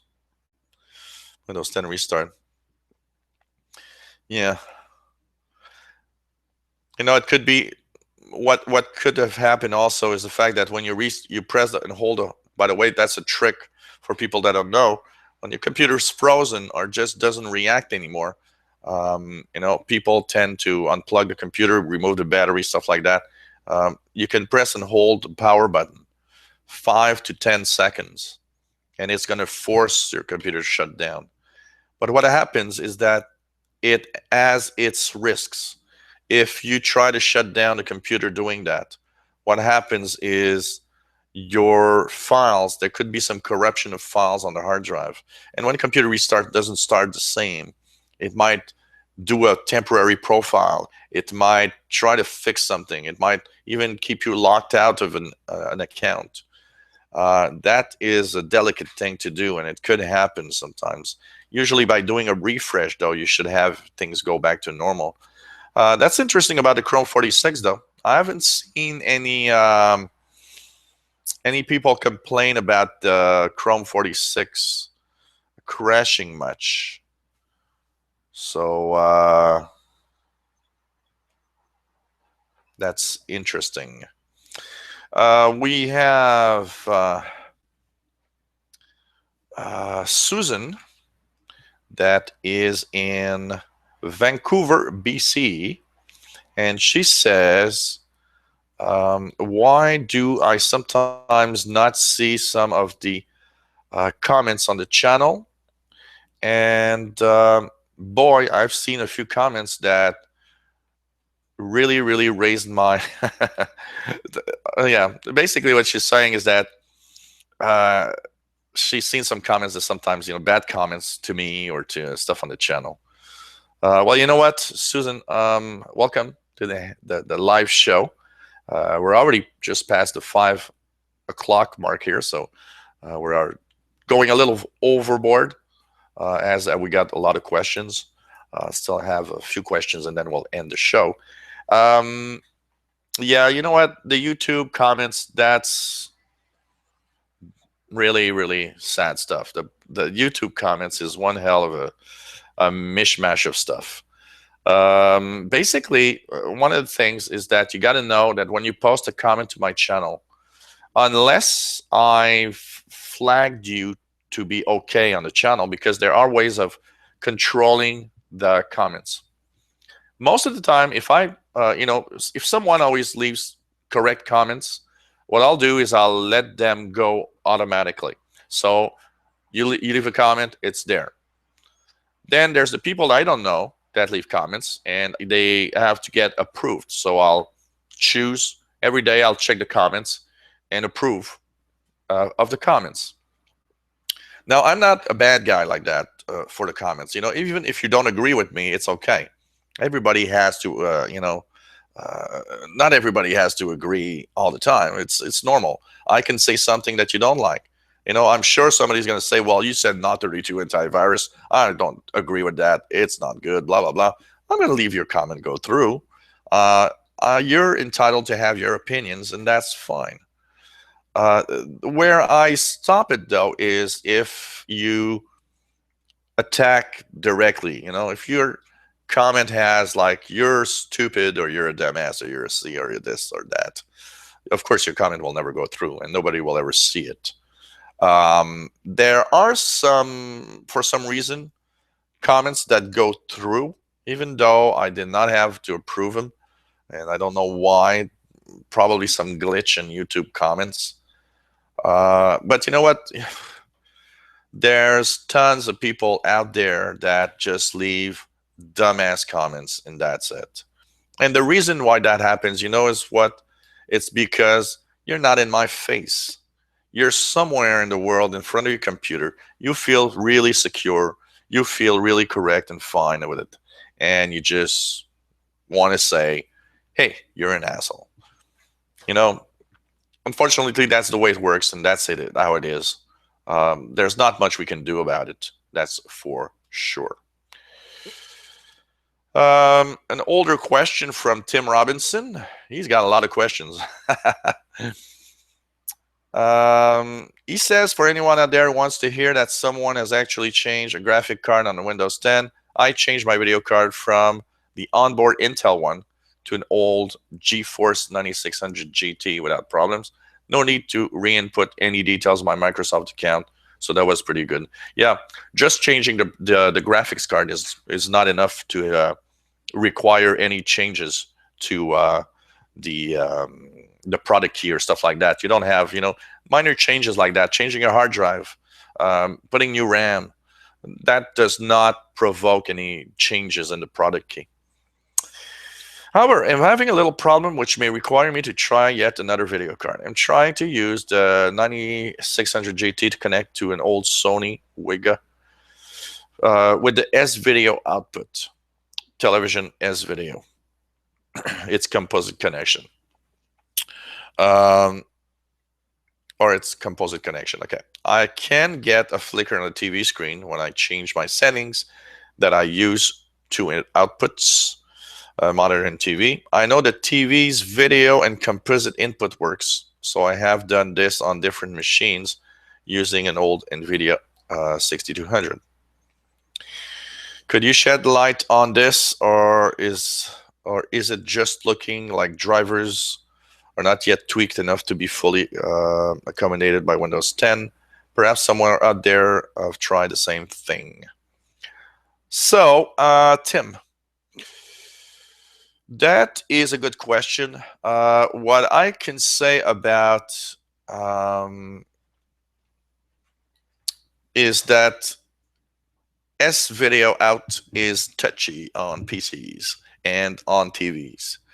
I used to do video outs, S-Video outputs on some of my computers with an old Sony TV I had, and with varying degrees of success. I think the problem is not just drivers and graphic cards. I think the TV has a lot to do with it. I've actually noticed that Sony TVs seem to be much, much more touchy about plugging computers on them. Many of my clients call me saying, look, I have a very modern TV, a Sony TV. I plug the HDMI from my computer. I see the computer screen go blank and then come back, and the TV doesn't display anything. Sony TVs are touchy. They require specific modes, very precise specific modes that are often different in the way they actually refresh and all than most TVs. So it could be the graphics card, it could be the driver, it could be simply that there's a screen resolution or a tweak in the overall issues. There could be some software for that graphic card. I know NVIDIA has its own control panel, I believe, that you can use to connect to outside. Just for an example, this is a modern TV. I connect with HDMI. But even that, on my Toshiba, to have a picture here, I cannot use the Windows itself. I cannot go to Windows 10 and say, oh, output there. Doesn't work. I see a blink here, but it doesn't do nothing. I have to use the AMD Catalyst control software and tell the software for the graphics card, please display out to here, and then it works fine. I would think that it's maybe something like that. Look for and make sure you have the complete full driver. Sometimes you have just a driver, but if you go, you check, there's a package you can download. It has a driver, but it also has a software. So you might have an NVIDIA software that is installed that needs to be run, and you have to pass through that software to get your picture on the TV. There are different things like that. And apart from that, it is possible there's some kind of incompatibility with the TV and the graphics card. These are things that happen all the time. So hope you get it right and that it works fine for you. with your graphics card. Another one, by the way, that you have about home groups. It says, I have a main machine, my wife's machine, laptop running Windows 10 release version. We are connected. I have no problem with the home group. My insider machine, currently running 10.5.6.5, will not subscribe to the home group. When I click on the home group status bar, it takes around 3 minutes. Ask me for a password. I input the password, and after around 2 minutes, I get the message saying Windows cannot detect a home group.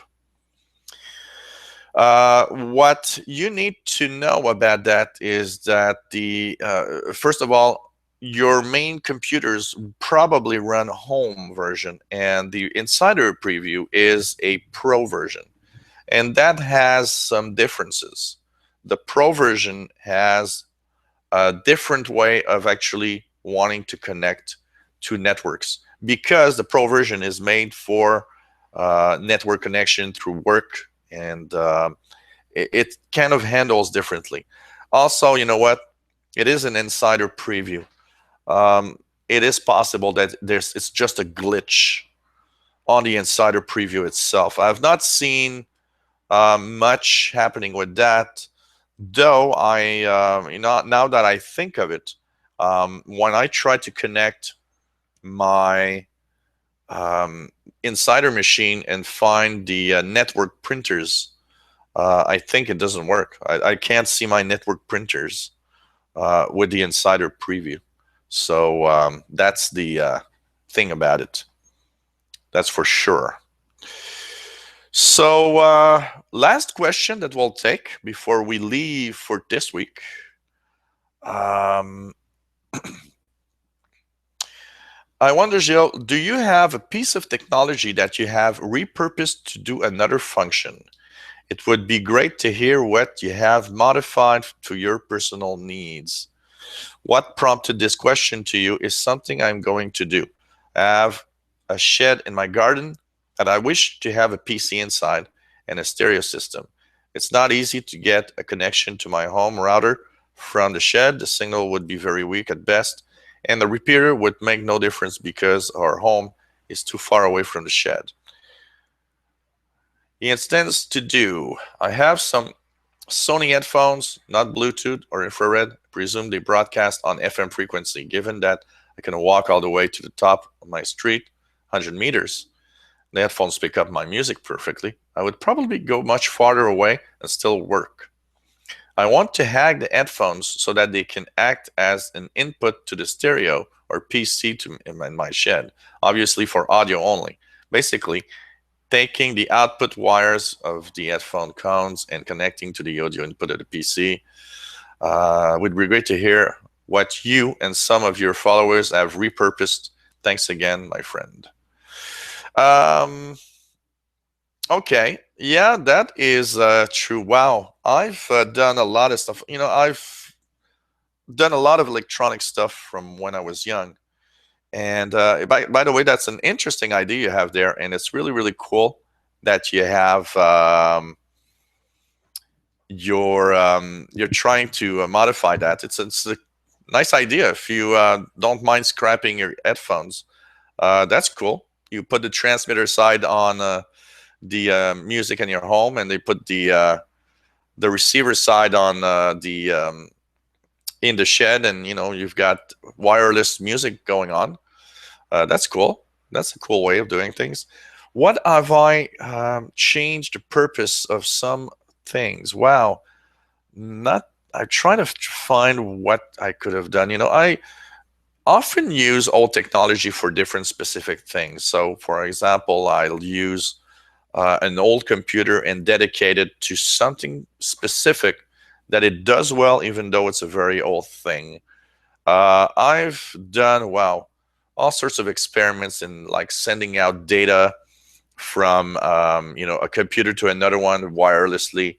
I'm a very, very big I love radio, and I love shortwave radio and amateur radio and stuff like that. So sending pictures and trying to find a way to wirelessly send information from one.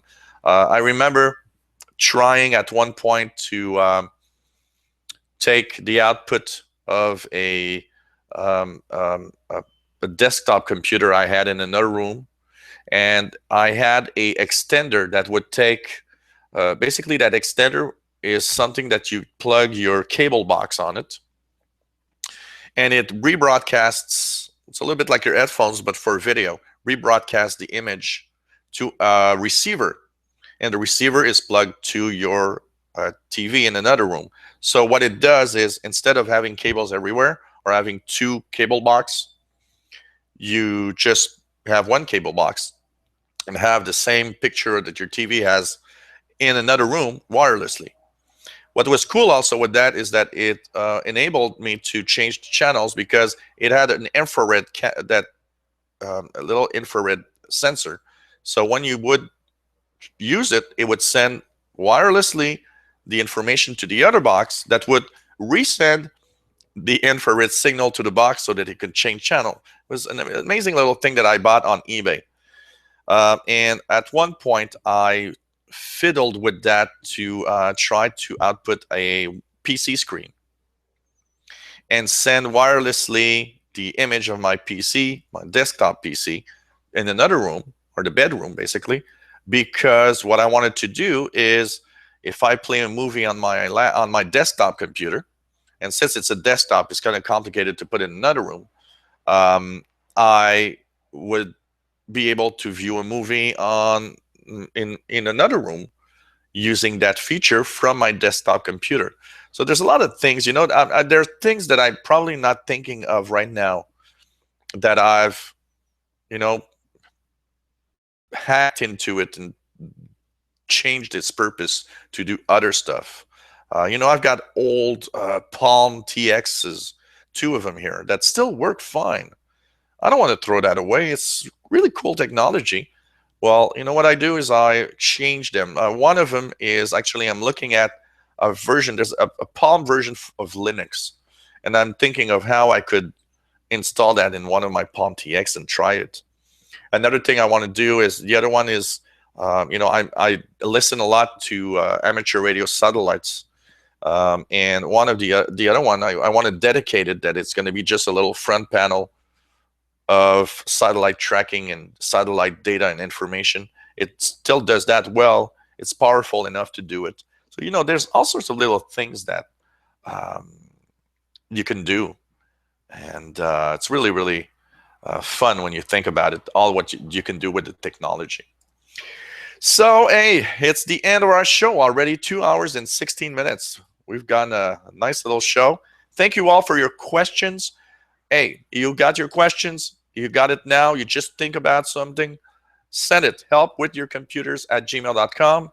If you've got questions during the week, send them to this address, helpwithyourcomputers@gmail.com.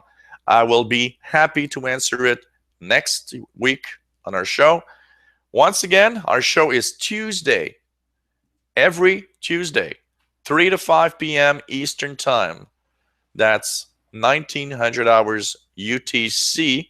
That will be for the next show, but as we get into winter, we'll have that time change. Thank you all for being there. You're a great gang. It's fun to receive all of your questions. Continue sending the questions. I'll be happy to answer all the questions you have about anything about technology, anything you want to know. And I will try, of course, to help you the best I can with my knowledge. It's not infinite, but I can very often find a little answer for you. Thank you very much for being there. See you next week for show number 4. It's always a pleasure. Take care, everyone. Bye-bye.